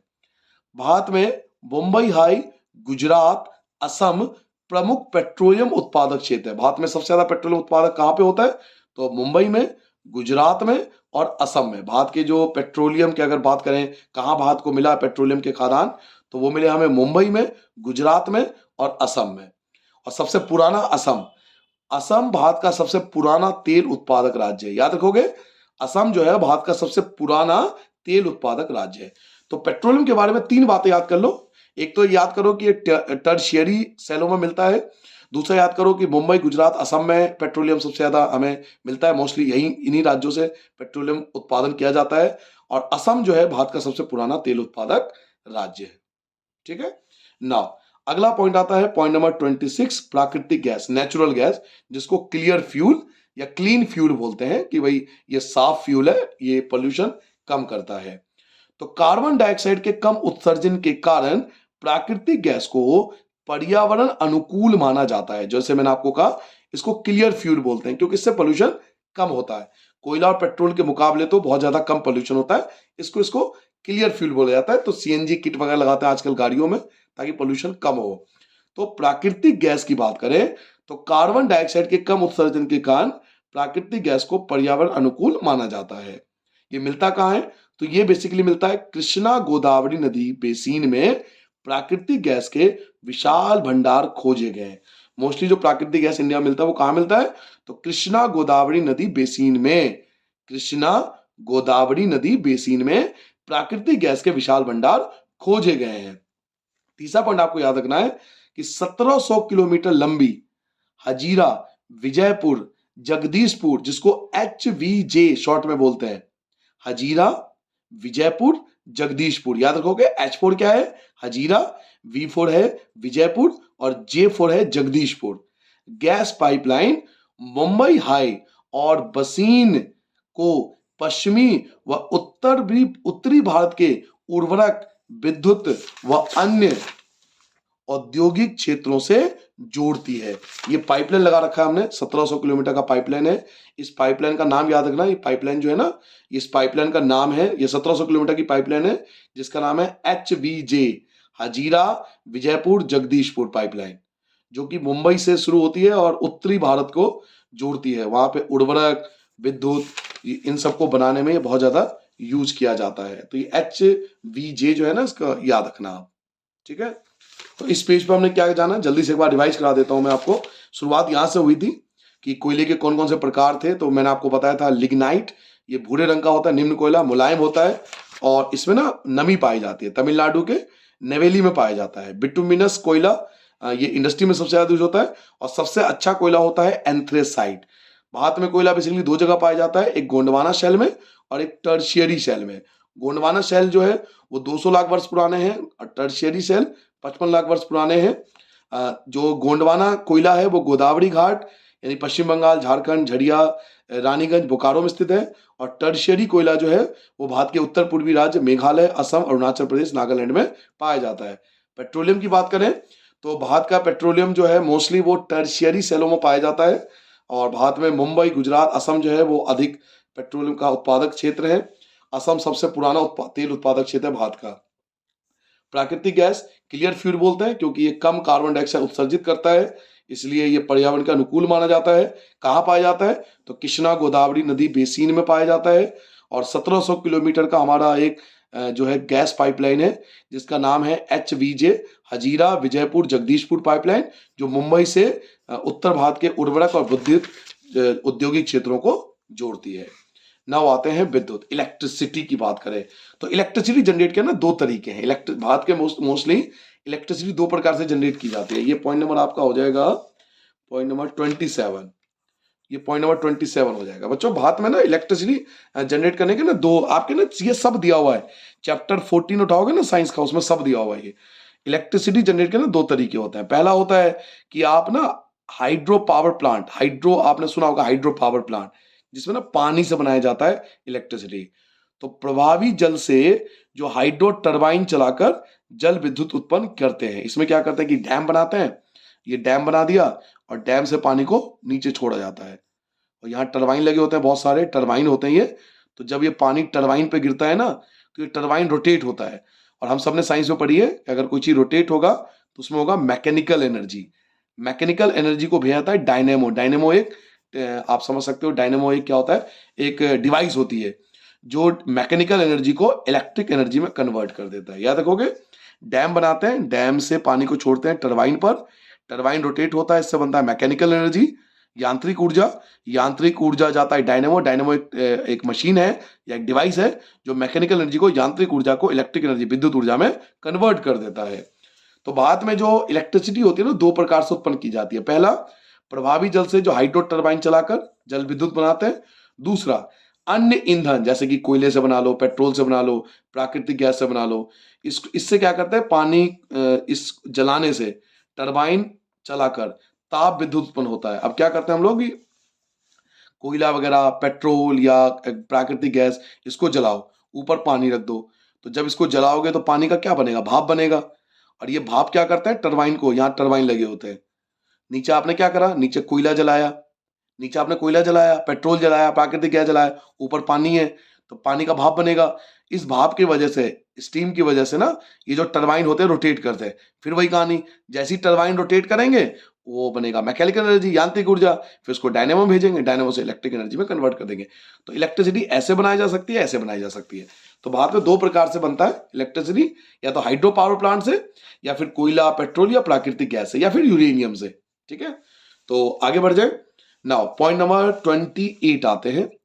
28, ये पॉइंट नंबर 28 आ जाएगा आपका, परमाणु तथा आणविक ऊर्जा की। परमाणु से कैसे हम ऊर्जा प्राप्त करते हैं, परमाणु से इलेक्ट्रिसिटी कैसे जनरेट करते हैं। तो क्योंकि मैं आपको बार बार कह रहा हूं मैं साइंस का टीचर हूं तो मैं आपको बहुत अच्छे से समझा सकता हूं। परमाणु का क्या था, एटम क्या होता है, देखो एक बड़े एटम को, बड़े एटम जैसे यूरेनियम 235 एक बड़ा एटम है। बड़े एटम को ना छोटे एटम से तोड़ा जाता है, जैसे हीलियम, इससे तोड़ा जाता है। तो बड़े एटम को जब छोटे एटम से, इसको ना छोटे एटम की बमबारी करते हैं, जब बड़े एटम को छोटे एटम से टकरा कर तोड़ा जाता है ना तो इससे बहुत ज्यादा एनर्जी रिलीज होती है। इस एनर्जी से बहुत ज्यादा हीट रिलीज होता है। हीट रिलीज होगा मतलब इससे बहुत ज्यादा ऊर्जा प्राप्त होती है, और ऊर्जा से बहुत ज्यादा ऊष्मा प्राप्त होती है, गर्मी प्राप्त होती है। फिर हीट से क्या करते हैं, वही पानी वाले खेल। पानी होगा, पानी को गर्म करेंगे, इससे स्टीम बनेगा, भाप बनेगा, टरबाइन लगाएंगे। टरबाइन, लाखों टरबाइन लगा सकते हैं यहाँ पर। टरबाइन रोटेट करेगा, फिर जैसी टरबाइन रोटेट करेगा उसमें आएगा यांत्रिक ऊर्जा। यांत्रिक ऊर्जा को भेजेंगे डायनेमो में, डायनेमो उसको विद्युत ऊर्जा में कन्वर्ट कर देगा। तो ये साइंस के आपके सब कुछ, ये सब कुछ साइंस में दिया हुआ है, इसलिए मैं आपको समझा पा रहा हूं, क्योंकि मैं खुद साइंस का टीचर हूं, तो आपको बता सकता हूं ये सारी बातें कि जो बड़ा एटम होता है ना, यूरेनियम वगैरह, उसको छोटे एटम से तोड़ा जाता है। तो जब बड़े एटम को छोटे एटम से तोड़ते हैं तो इससे बहुत ज्यादा ऊर्जा प्राप्त होती है, बहुत ज्यादा हीट रिलीज होती है। फिर इसी हीट से पानी को बॉईल किया जाता है, इससे भाप बनता है, स्टेम बनता है। भाप से टरबाइन को रोटेट करते हैं, फिर वही यांत्रिक ऊर्जा, डायनेमो, विद्युत ऊर्जा। तो ये चीज होती है जब हम बात करते हैं परमाणु ऊर्जा की। तो यहीं पर समझाने की कोशिश किया गया है कि परमाणु अथवा आणविक ऊर्जा अणुओं की संरचना को बदलने से प्राप्त होता है। अणुओं की संरचना मतलब बड़े एटम को छोटे एटम से तोड़ना। जब ऐसा परिवर्तन किया जाता है, यानी जब आप उसको तोड़ोगे, यूरेनियम को तोड़ोगे, तो ऊष्मा के रूप में काफी ऊर्जा विमुक्त होती है। अभी मैंने आपको बताया बहुत सारा हीट रिलीज होगा, और इसका उपयोग विद्युत उत्पादन करने में किया जाता है। मैंने आपको बता दिया कैसे उत्पादन होगा। यूरेनियम, नाम लिया था ना यूरेनियम, देखो आ गया यूरेनियम। अगर आप पे यूरेनियम नहीं है तो थोरियम, थोरियम ले लो, उसका भी इस्तेमाल होता है। तो यूरेनियम और थोरियम जो झारखंड और राजस्थान के अरावली पर्वत श्रृंखलाओं में पाए जाते हैं। क्लियर हो गया? क्या क्या बातें मैंने आपको बताई। परमाणु तथा आणविक ऊर्जा कैसे मिलता है, तो ये मिलता है अणुओं की संरचना को बदलकर। अणुओं की संरचना बदलकर मतलब भारी परमाणु को हल्के परमाणु से तोड़ा जाता है। इससे बहुत ज्यादा ऊर्जा प्राप्त होती है, ऊर्जा प्राप्त होती है, गर्मी प्राप्त होती है। तो फिर वही पानी को गर्म करेंगे, उससे उससे हम पानी को गर्म करेंगे तो भाप बनेगा। भाप बनेगा तो टरबाइन को रोटेट होगा, टरबाइन रोटेट करेगा तो यांत्रिक ऊर्जा, डायनेमो, डायनेमो से विद्युत ऊर्जा में कन्वर्ट कर देगा। और ये किससे बनता है, तो यूरेनियम से और थोरियम से। भारत में यूरेनियम और थोरियम कहाँ पाया जाता है, तो या तो झारखंड में चले जाओ या राजस्थान से ले आओ, इन दोनों जगहों पर यूरेनियम और थोरियम पाया जाता है। नाउ सौर ऊर्जा, ये आ गया पॉइंट नंबर 29। भारत एक उष्ण कटिबंधीय क्षेत्र है। उष्ण कटिबंधीय क्षेत्र अगर आपने भूगोल में थोड़ा पढ़ा हो पहले, उष्ण कटिबंधीय क्षेत्र में आता है, यानी कर्क रेखा ना भारत के बीचों बीच जाती है। तो कर्क रेखा के आसपास जितने भी देश होते हैं उनको उष्ण कटिबंधीय क्षेत्र बोलते हैं। तो भारत एक उष्ण कटिबंधीय देश है। उष्ण कटिबंधीय देश का मतलब यह भी है कि यहाँ गर्मी ज्यादा पड़ती है, तो मतलब धूप की रोशनी ज्यादा आती है यहाँ पर। तो भारत एक उष्ण कटिबंधीय देश है जहां सौर ऊर्जा के दोहन की असीम असंभावना है, मतलब बहुत ज्यादा यहाँ पर सनलाइट आती है। तो एक टेक्निक होती है जिसको बोलते हैं photovoltaic, photovoltaic, photovoltaic, photovoltaic, photovoltaic प्रौद्योगिकी द्वारा धूप को सीधे विद्युत में परिवर्तित किया जाता है। फोटोवोल्टाइक एक टेक्निक का नाम है जिसमें हम धूप को क्या करते हैं, इलेक्ट्रिसिटी में कन्वर्ट कर लेते हैं। तो बस दो चीज याद रखो इसमें कि भारत एक उष्णकटिबंधीय देश है और फोटोवोल्टाइक नाम की कोई टेक्निक होती है जिसमें धूप को हम डायरेक्ट इलेक्ट्रिसिटी में कन्वर्ट कर सकते हैं। ठीक है, नाउ जल्दी से ये पेज खत्म हो गया तो जल्दी से आपको रिवाइज करा देता हूं। इस पेज पे मैंने क्या क्या बताया। भारत में इलेक्ट्रिसिटी जनरेट करने के दो तरीके होते हैं। एक तो होते हैं हाइड्रो पावर प्लांट, पानी से बनाओ, जो डैम वाला एग्जांपल आपको दिया था।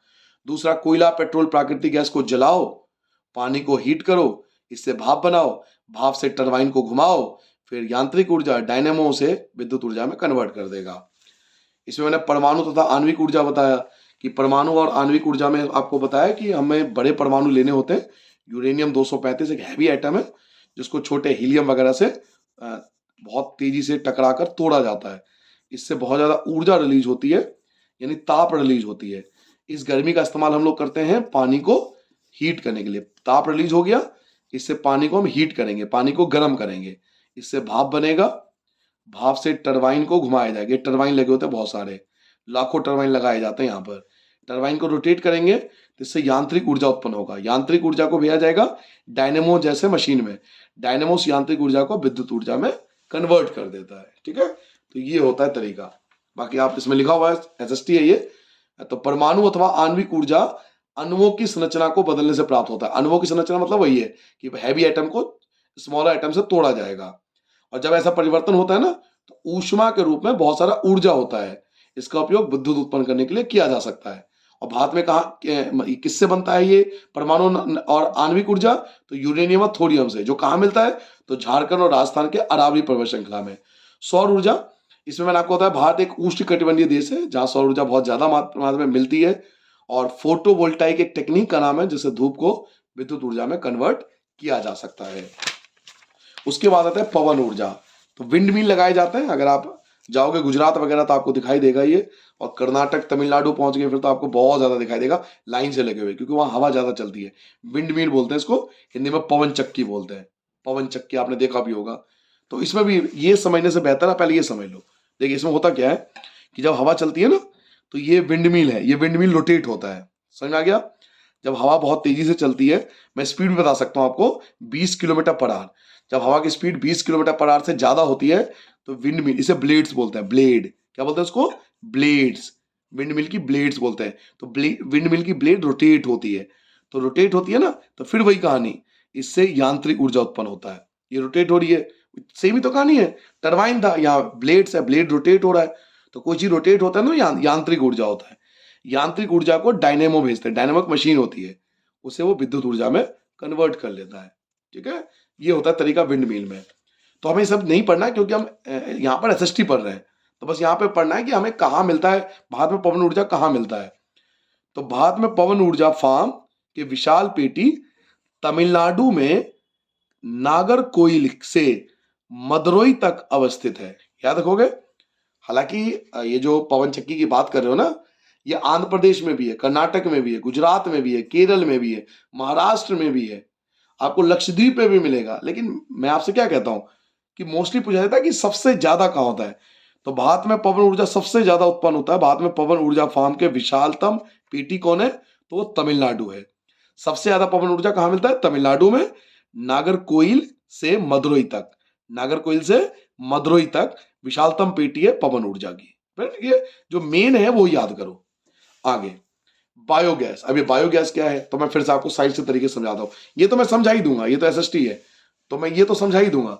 मैं आपको ना साइंस के तरीके से बताता हूँ। उसमें बायोगैस में क्या करते हैं कि ना गड्ढा खोदते हैं। ये गड्ढा खोद लिया, इस गड्ढे में ना हम लोग जितने भी अवशिष्ट चीजें होती है, जो गोबर है, घर में पड़ा हुआ आपके जानवरों के गोबर है, मलमूत्र है, ये सब इसमें भर दो। घर में पड़ी सब्जी है, बेकार हो गई, सड़ गई, इसमें डाल दो। फल के छिलके इसमें डाल दो। घर का कोई भोजन है बर्बाद हो गया किसी कारण से, इसमें भर दो और इसे बंद कर दो कुछ दिनों के लिए। तो जब इसे बंद कर दोगे ना तो ये सड़ेगा। सीधी सी बात है, आप इतनी सी चीजें चीजें डालोगे और बंद कर दोगे तो सड़ेगा ये। तो जब ये सड़ता है ना ये, तो इससे बच्चों एक बहुत अच्छी गैस बनती है जिसको बोलते हैं मेथेन गैस। याद रखोगे, इसको मेथेन गैस बोलते हैं। CH4 इसका फॉर्मूला होता है, आपने चैप्टर 4 केमिस्ट्री में पढ़ी है।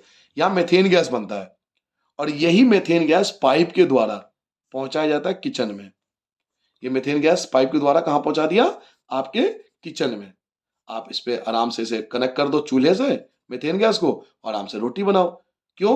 क्योंकि हमारे घर में जो एलपीजी गैस आती है ना, जो आपके घरों में एलपीजी गैस आती है, उसमें भी मेथेन गैस ही होती है मेन। तो किसानों ने अपने घर में बना लिया, ये हम बाहर से मंगवाते हैं। यहाँ भी मेन गैस मेथेन है, यहाँ भी मेन गैस मेथेन है। इसको आप अपने पाइप के द्वारा ले जाओ किचन में और अपना खाना बनाओ। तो ये बायोगैस प्लांट कहलाता है, इसको बायोगैस प्लांट बोलते हैं। तो गड्ढे खोद कर क्या क्या डालते हैं? गोबर, जानवरों के गोबर, मलमूत्र, बेकार सब्जी, फल, भोजन, ये सब भर देते हैं, इसको बंद कर देते हैं, जिसके कारण मीथेन गैस बनती है। पाइप के द्वारा से किचन तक पहुंचाते हैं। इससे आप एनर्जी जनरेट कर सकते हो, खाना बना सकते हो, और छोटा मोटा बल्ब भी जलाया जाता है। छोटा मोटा आप इससे बल्ब भी जला सकते हो। ठीक है नाउ, अब आते हैं कि एसएसटी में क्या दे रखा है। देखिए चीज वही बोलेगा आपको, बस थोड़ा एसएसटी के तरीके से। ग्रामीण इलाकों में झाड़ियों, कृषि अवशिष्ट, वही कृषि अवशिष्ट, पशुओं और मानव जनित अवशिष्ट, वही मलमूत्र के उपयोग से घरेलू उपयोग हेतु यानी घर के उपयोग हेतु बायोगैस उत्पन्न की जाती है। ठीक है, देखो ये बनाया गया बायोगैस, ये डायग्राम आपके दिया हुआ है। ये बुलेट बंद कर देंगे इसको ताकि बायोगैस बन सके। पशुओं का गोबर प्रयोग करने वाले संयंत्र ग्रामीण भारत में गोबर गैस प्लांट, गांव के लोग ऐसे गोबर गैस प्लांट, क्योंकि मोस्टली गोबर का इस्तेमाल करते हैं, इस वजह से गोबर गैस प्लांट के नाम से भी जाना जाता है। और ये किसानों को ना दो फायदे देता है। एक तो देखो मीथेन गैस मिल गया, घर के रसोई में यूज हो गया, और दूसरा जब वो गैस खत्म होगा ना, जो ये मैंने आपको बताया था, ये अभी बताया, जब ये गैस खत्म हो जाएगा ना मीथेन गैस, तो ये जो बच गया बेकार चीजें, ये आपका बहुत बड़ा क्या है, उर्वरक के रूप में, खाद के रूप में काम आएगा, जैसे आप खेतों में डाल दो। समझ रहे हो मेरी बात को? भाई मीथेन गैस बन गया, अपना अपना यूज कर लो। अब जब इसका गैस खत्म होगा, हम तो फोन कर लेते हैं, एलपीजी दूसरा मंगवा लेते हैं। अब ये जो गोबर बच गया, भाई गैस तो खत्म हो गई, गोबर बच गया, उसका क्या कर, ढक्कन को उठा दो, ढक्कन हटाओ और सारा का सारे बाहर निकाल लो। अब ये आपका खाद है बहुत बड़ा, ऐसे खेतों में डालो आराम से, तो खेतों के लिए बहुत ज्यादा यूजफुल होगा। तो दो तरह से किसानों को फायदा करता है। ये किसानों को दो प्रकार से लाभान्वित करता है। एक तो ऊर्जा के रूप में, यानी आपको किचन में यूज कर रहा है। दूसरा उन्नत किस्म के उर्वरक के रूप में, यानी आप इसे खेतों में भी इस्तेमाल कर सकते हो। ज्वारीय ऊर्जा, ये ज्वारीय ऊर्जा क्या होती है, तो आजकल बताता हूँ टेक्निक। ये ज्वारीय ऊर्जा नया टेक्निक है। इसमें क्या होता है कि जो समुद्र होता है ना, तो कहीं कहीं समुद्र में जो आपने देखा हो टापू होते हैं, बीच में आइलैंड होते हैं, या कोई ऊंची जगह है, तो वहां पे हम लोग छोटा सा ना डैम बना देते हैं। ये डैम बना दिया, तो जब ज्वार आता है ना, ज्वार ज्वार समझते हो, ज्वार भाटा, ये आपने वर्ड सुना होगा। पानी की ऊंची लहर आती है, तो पानी की ऊंची लहर ये डैम में भर जाता है। ये डैम बना दिया हमने, और ये जब पानी की ऊंची लहर आए तो सारा का सारा पानी डैम में भर गया। डैम में भर गया। अब आज एक दिन में, दो दिन में ये ज्वार नीचे आ जाएगा, मतलब पानी नीचे उतर आएगा। तो जब पानी नीचे उतर जाएगा ना समुद्र का, वापिस अपनी जगह पे आ जाएगा, तो पाइप के द्वारा हम भी पानी को, इस पानी जो भरा हुआ है ना डैम में पानी, उसको छोड़ेंगे। तो जब छोड़ेंगे ना, तो वही वाली बात आ जाएगी जो अभी आपको बताया था, कि यहाँ टरबाइन लगा देंगे बहुत सारे। आप हजारों टरबाइन लगा दो यहाँ बीच में, पानी को ऐसे क्यों जाने दे रहे हो, आप टरबाइन लगा दो ना यहाँ पे, बहुत सारे हजारों की संख्या में टरबाइन लगा दो। फिर वही कहानी, तो पानी जब वापिस छोड़ोगे, तो टरबाइन क्या करेगा, रोटेट करेगा, टरबाइन रोटेट करेगा, तो यांत्रिक ऊर्जा, यांत्रिक ऊर्जा को डायनेमो भेजेंगे, डायनेमो से विद्युत ऊर्जा में कन्वर्ट कर देगा। समझ रहे हो? तो कोई भी ऐसी जगह समुद्र के बीच में होती है, जब टापू हो गया, कोई संकीर्ण जगह हो गई, वहां पे छोटे छोटे डैम बनाए जाते हैं, बांध बनाए जाते हैं। तो जब ज्वार आता है ना, ज्वार, तो ये सारा का सारा पानी डैम में भर जाता है, बांध में भर जाता है। और जब ये पानी नीचे उतरता है, तो हम भी पानी को नीचे छोड़ देते हैं। टरबाइन को घुमाते हुए पानी नीचे आता है, समुद्र का पानी समुद्र में वापस पहुंच गया, लेकिन वो टरबाइन को घुमाते हुए जा रहा है। तो टरबाइन को घुमाएगा तो यांत्रिक ऊर्जा, फिर डायनेमो, फिर विद्युत ऊर्जा। अब ये साइंस के तरीके से हो गया। अब देखते हैं इसमें क्या दे रखा है। महासागरीय तरंगों का प्रयोग करके विद्युत उत्पादन के लिए किया जा सकता है, मतलब इलेक्ट्रिसिटी आप जनरेट कर सकते हो। संकरी खाड़ी के आर पार बाढ़ बनाकर बांध बनाए जाते हैं। वही मैंने कहा, बांध बना दोगे आप। उच्च ज्वार में जब ज्वार आएगा ना, तो इस संकरी खाड़ीनुमा प्रवेश द्वार में पानी भीतर भर जाता है, और द्वार बंद होने पर बांध में ही रह जाता है। यानी डैम में आपने पानी भर लिया, जो आपने डैम बनाया था उसमें पानी भर लिया। अब बाढ़ द्वार के से बाहर ज्वार उतरने पर, जब ज्वार उतर जाए, यानी समुद्र का पानी अब वापस अपनी जगह पर पहुंच जाए, तो बांध के पानी को इसी रास्ते पाइप द्वारा समुद्र की तरफ बहा दिया हो। तो अब जब से बहा दोगे, तो उससे क्या होगा, ऊर्जा उत्पादन होगा। टरबाइन टरबाइन आ गया ना, कि और ले जाते हैं, टरबाइन को घुमाते हैं, फिर ऊर्जा मिलते हैं। तो भारत में कहाँ किया जा सकता है, वैसे ये टेक्निक अभी इंडिया में ज्यादा यूज नहीं हो रहा, बट पॉसिबल है, कहाँ भविष्य में यूज करेंगे। जैसे खंबात की खाड़ी हो गई, कच्छ की खाड़ी हो गई, पश्चिमी तट पर गुजरात में सुंदरवन क्षेत्र में गंगा का डेल्टा है, यहाँ पर हम चाहें तो यहाँ पर ये टेक्निक अपना सकते हैं, और भविष्य में इसको अपनाएंगे भी। ठीक है, ये था ज्वारीय ऊर्जा। तो इस पेज पे जल्दी से रिवाइज करा दूं क्या पढ़ा है मैंने आपको, क्योंकि साइंस की चीजें हैं ये। पवन ऊर्जा, भारत में सबसे ज्यादा जो पवन है वो है, विशालतम पेटी है तमिलनाडु के नागरकोई से मदुरई तक। बायोगैस की प्लांट की बात करें तो इसमें झाड़ियां, कृषि अवशिष्ट, पशुओं, मानव जनित अवशिष्ट, इन सब का उपयोग करके बायोगैस बनाते हैं। पशुओं का गोबर सबसे ज्यादा इस्तेमाल होता है, इसलिए ग्रामीण क्षेत्रों में से गोबर गैस प्लांट कहते हैं। और ये किसानों को दो प्रकार से फायदा देता है, एक तो ऊर्जा देता है, दूसरा उन्नत किस्म का उर्वरक भी प्राप्त होता है। ज्वारीय ऊर्जा में क्या करते हैं कि महासागरीय तरंगों से हमें विद्युत बना सकते हैं। संकरी खाड़ी में हम क्या करते हैं, बांध बनाते हैं, और ज्वार के कारण उस बांध में पानी भर जाता है। और जब ज्वार उतर जाता है, ज्वार उतरता है, तो बांध के पानी को हम उसी रास्ते पाइप द्वारा वापस छोड़ देते हैं, जिससे टरबाइन घूमता है और विद्युत बनाया जाता है। जैसे भारत में खंबात की खाड़ी, कच्छ की खाड़ी, पश्चिमी तट पर गुजरात में, और सुंदरवन के डेल्टा, गंगा का डेल्टा, इन क्षेत्रों में पॉसिबल है कि हम ज्वारीय ऊर्जा चाहे तो बना सकते हैं। अब ये भूतापीय ऊर्जा क्या होता है, देखो एसएसटी से बेहतर है पहले मैं आपको साइंस के तरीके से बता दूं, क्योंकि अमेरिका और न्यूजीलैंड इसका इस्तेमाल भी कर रहे हैं भूतापीय ऊर्जा का। थोड़ा रिसर्च करोगे तो आपको पता लगेगा। देखिए, पृथ्वी के 3 लेयर होते हैं, सबको पता है। एक होता है भूपर्टी, एक होता है मेंटल, एक होता है कॉर। पता है ना आपको? देखिए, ये होता है 3।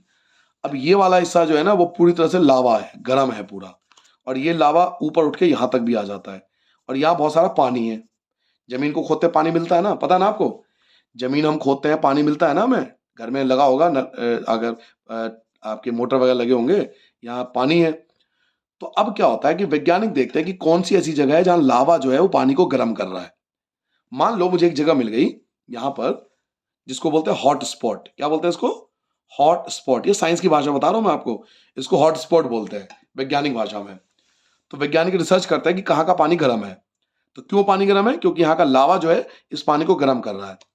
तो अब हम क्या करेंगे, यहाँ पे पाइप के द्वारा बहुत सारे पाइप डाल देंगे, और सभी पाइप में ये सारे पाइप है। अब पाइप को यहाँ पे दिखाता हूं मैं।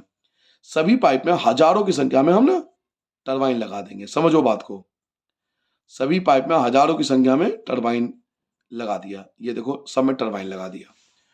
तो यहाँ जो लावा है वो पानी को गर्म कर रहा है। अब पानी को गर्म कर रहा है, तुमने इसमें पाइप लगा दिया, तो पाइप लगा दोगे तो भाप कहाँ जाएगा? इस भाप भाप इसी से तो बाहर आएगा, पाइप से। समझ लो बात को, पाइप से भाप बाहर आएगा। तो भाप जब बाहर आएगा तो टरबाइन को घुमाता हुआ जाएगा वो भाप, बस हो गया काम। टरबाइन घूम गया, इससे मिलेगी यांत्रिक ऊर्जा, यांत्रिक से डायनेमो, डायनेमो से विद्युत। कहानी वही है। तो लावा क्या करता है, यहाँ के पानी को हीट करता है, पानी को गर्म करेगा तो उससे भाप बनेगा। तो हम लोग पाइप डालेंगे, पाइप में बहुत सारे टरबाइन होगा, वो भाप क्या करेगा, टरबाइन को रोटेट करेगा, यांत्रिक, डायनेमो और विद्युत ऊर्जा। तो ये साइंस की भाषा में हो गया। बाकी देखते हैं कि हमारे सिस्टम में क्या दे रखा है। पृथ्वी के आंतरिक भागों में, वही अंदर के भागों में, ताप का प्रयोग यानी पृथ्वी का जो अंदर का हीट है उसका प्रयोग कर उत्पन्न की जाने वाली विद्युत को भूतापीय ऊर्जा कहते हैं। यही मैंने आपको समझाया था। पृथ्वी के आंतरिक भागों में, अंदर के भागों में जो ताप है ना, उसका प्रयोग करके जब हम इलेक्ट्रिसिटी बनाते हैं तो उसे भूतापीय ऊर्जा कहते हैं। और दूसरा आप याद कर लो कि भूतापीय ऊर्जा के दोहन के लिए भारत में 2 प्रायोगिक परियोजना शुरू की गई है। एक हिमाचल प्रदेश में, अब ये प्रायोगिक परियोजना है, मतलब इंडिया में प्रयोग कर रहे हो, एक्सपेरिमेंट चल रहा है। वर्ल्ड में 2 ही ऐसे देश है, मैं आपको नाम भी बता देता हूं, अमेरिका और न्यूजीलैंड, सॉरी ऑस्ट्रेलिया और न्यूजीलैंड। शायद ऑस्ट्रेलिया न्यूजीलैंड ही है जहां तक मुझे कंफर्म है कि वहां पर ये इलेक्ट्रिसिटी जनरेट हो रही है। तो भारत में 2 प्रायोगिक परियोजना शुरू की गई है। एक हिमाचल प्रदेश में मणिकरण के निकट और पार्वती घाटी में स्थित है, और दूसरी लद्दाख में पूगा घाटी, लद्दाख में पूगा घाटी, जहां पर हमें ये हॉटस्पॉट मिले हैं, जमीन के नीचे हॉटस्पॉट मिला है। हो सकता है भविष्य में हम इनका इस्तेमाल करें इलेक्ट्रिसिटी जनरेट के लिए। ऊर्जा संसाधनों का संरक्षण। अब ये तो हम सबको पता है कि इलेक्ट्रिसिटी बहुत जरूरी है, एनर्जी बहुत जरूरी है हर काम के लिए। तो इसका संरक्षण आप कैसे करोगे? आपसे पूछा जाएगा कि आप ऊर्जा संसाधनों का संरक्षण कैसे करोगे। तो इसके लिए आप क्या कर सकते हो? यातायात के लिए निजी वाहन की अपेक्षा सार्वजनिक वाहन का उपयोग करना चाहिए, यानी पर्सनल व्हीकल ना इस्तेमाल कर जो सार्वजनिक वाहन होते हैं, बस वगैरह, उसका इस्तेमाल करना चाहिए। जब प्रयोग ना हो तो बिजली बंद कर दो, अगर कोई चीज यूज नहीं हो रहा तो उसको बंद कर दो। विद्युत बचत करने वाले उपकरणों का प्रयोग करके, जो आजकल 5 स्टार वाले आते हैं, देखते हो ना, 5 स्टार ऐसे बने होते रेटिंग के, तो जो 5 स्टार रेटिंग है उसका इस्तेमाल करो, कम इलेक्ट्रिसिटी यूज करेगा। गैर परंपरागत ऊर्जा संसाधनों का उपयोग करके, गैर परंपरागत मैंने आपको बताया, पवन ऊर्जा, सौर ऊर्जा, इन सब का इस्तेमाल करके। तो ऊर्जा संसाधनों का संरक्षण अगर पूछा जाए ना पेपर में कि ऊर्जा संसाधनों का संरक्षण आप कैसे करोगे, तो निजी वाहन की जगह सार्वजनिक वाहन का इस्तेमाल करना चाहिए, बिजली का उपयोग ना होने पर उसे बंद कर देना चाहिए, विद्युत बचत करने वाले उपकरण का इस्तेमाल करना चाहिए, और पारंपरिक ऊर्जा संसाधनों का उपयोग करना चाहिए। ठीक है बच्चों, ये था आपका कंप्लीट चैप्टर। और बिलीव मानिए, अगर आपने ये सारा वीडियो देखा है ना, तो आप हर टाइप के क्वेश्चन का आंसर दे सकते हो। देखिए 1 बाय 1 करके इस्तेमाल करते हैं। पहले का आंसर मैंने आपको बता दिया था कि चट्टानों के अपघटन से बनता है, तो बॉक्साइट। झारखंड में स्थित, ये वर्ड आया था देखो, कोडरमा, कौन सा खनिज मिलता है? तो अभ्रक मिलता है। ये देखो, आप जाके देखो, अभ्रक वाले टॉपिक में बताया था मैंने आपको। निम्नलिखित चट्टानों में से किस चट्टान के स्तरों में खनिजों का निक्षेपण और संचयन होता है? तो कौन से चट्टानों में? स्तरों में, स्तरों मतलब परत में, तो इसको तलछटी चट्टान बोलते हैं। तो ये वाला आंसर आएगा। जो मोनाजाइट रेत में कौन सा मिलता है? तो रेत में थोरियम मिलता है। जो हमने यूरेनियम की बात की ना, यूरेनियम और थोरियम, तो रेत में कौन सा खनिज मिलता है? तो थोरियम मिलता है। तो थोरियम आंसर आएगा। ये राजस्थान का नाम भी आया था ना उसमें, वहां पर, तो रेत में थोरियम मिलता है। उसके अलावा ये क्वेश्चन है, तो ये भी मैं आपको, एक मिनट मेरे पे है, एक मिनट, मैं आंसर आपको दे देता हूँ ताकि किसी बच्चे को इधर उधर ढूंढने की जरूरत ना पड़े। ये लीजिए, अगर आपसे पूछा जाए ना लोह खनिज और अलोह खनिज में अंतर, तो इसमें धातु प्राप्त हो, इससे धातु प्राप्त होती है, धातु प्राप्त नहीं होते हैं, ये प्राय सख्त होते हैं, ये नरम होते हैं, ये चमक होते हैं, इसमें चमक नहीं होती। इन्हें तारों या चादरों के रूप में तैयार किया जा सकता है, इन्हें तारों या चादरों के रूप में तैयार नहीं किया जा सकता। तो ये क्वेश्चन पूछा था। एक आपसे पूछा था परंपरागत और गैर परंपरागत, ये पूछा जा रहा है, तो इसका आंसर खुद भी दे सकते हो, मैं बताता हूँ, थोड़े आंसर मैं बताता हूँ। परंपरागत जिसका इस्तेमाल बहुत पहले से हो रहा है, गैर परंपरागत जिसका इस्तेमाल अभी शुरू हुआ है। परंपरागत अनवीकरणीय होते हैं, खत्म हो जाएंगे, ये खत्म हो जाएंगे। ये अनवीकरणीय नवीकरणीय होते हैं, ये खत्म नहीं होंगे। क्लियर हो गया, ये खत्म हो जाएंगे भविष्य में, ये खत्म नहीं होगा। तीसरा, ये प्रदूषण ज्यादा करते हैं, ये प्रदूषण नहीं करते। तो आप खुद भी दे सकते हो आंसर। चौथा एग्जांपल दे दो, इसमें कोयला, पेट्रोल, प्राकृतिक गैस आता है, इसमें सौर ऊर्जा, पवन ऊर्जा, ये सब आते हैं। समझ में आ गया। पहला क्या बताया, इसका इस्तेमाल बहुत पहले से हो रहा है, इसका इस्तेमाल अभी शुरू हुआ है, ये खत्म हो जाएंगे, खत्म नहीं होगा। ये प्रदूषण ज्यादा करते हैं, प्रदूषण नहीं करते। इसका एग्जाम्पल दे दो, कोयला, पेट्रोल, प्राकृतिक गैस। एग्जाम्पल दे दो, पवन ऊर्जा, सौर ऊर्जा, ज्वारीय ऊर्जा, भूतापीय ऊर्जा, बायोगैस, ये सब इसका एग्जाम्पल है। देखो ये दिया हुआ है। पहला अंतर, लकड़ी, उपले, कोयला, पेट्रोलियम, प्राकृतिक गैस तथा विद्युत, ये सब आता है परंपरागत। हो गया पहला पॉइंट। गैर परंपरागत का पहला पॉइंट, इसमें आता है सौर, पवन, ज्वारीय, भूतापीय, बायोगैस, ये सब पढ़ चुके हो ना आप। तो पहला पॉइंट ये हो गया, पहला पॉइंट ये हो गया। दूसरा पॉइंट देखो, परंपरागत साधन में आता है अनवीकरणीय, जो भविष्य में इनकी कमी मतलब खत्म हो जाएंगे, ये दूसरा पॉइंट हो गया। जबकि गैर परंपरागत में क्या आता है, सौर ऊर्जा, पवन ऊर्जा, ये अनवीकरणीय होते हैं। तो 2 पॉइंट हो गए।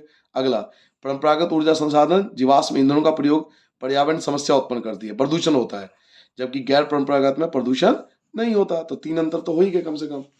खनिज क्या होता है, तो आपको याद करो, मैंने शुरू में बताया था पहले पेज पर, भूवैज्ञानिकों के अनुसार खनिज एक प्राकृतिक रूप से विद्यमान समरूप तत्व है जिसकी एक निश्चित आंतरिक संरचना होती है। ये पहले हम आपको बता चुके हैं। ठीक है, तो क्वेश्चन पूछा गया था ना आपसे, ये क्वेश्चन पूछा जा रहा है कि खनिज क्या है। ये रहा क्वेश्चन, खनिज क्या है, तो पहले पेज पे इसका आंसर है। आगे आपसे पूछा जा रहा है कि आग्नेय तथा कांतीय चट्टानों में खनिजों का निर्माण कैसे होता है। तो आप देखो ये दिया हुआ, ये रहा आंसर। आग्नेय तथा कांतीय चट्टान वाला टॉपिक मैं आपको निकाल के देता हूं, आप डायरेक्ट यहीं से कर लेना। आग्नेय और कांतीय चट्टान स्टार्टिंग में था, देखो ये रहा आग्नेय और कांतीय चट्टान, ये रहा ना आग्नेय और कांतीय चट्टान, ये आंसर आपको देना है। ठीक है, तो सब कुछ आपको मिल जाएगा अगर आप तरीके से पढ़ोगे एनसीईआरटी, तो सब कुछ आपको आंसर मिल जाएगा। ठीक है, आग्नेयता कांतीय चट्टान था ना, वो पूरा लिख दो।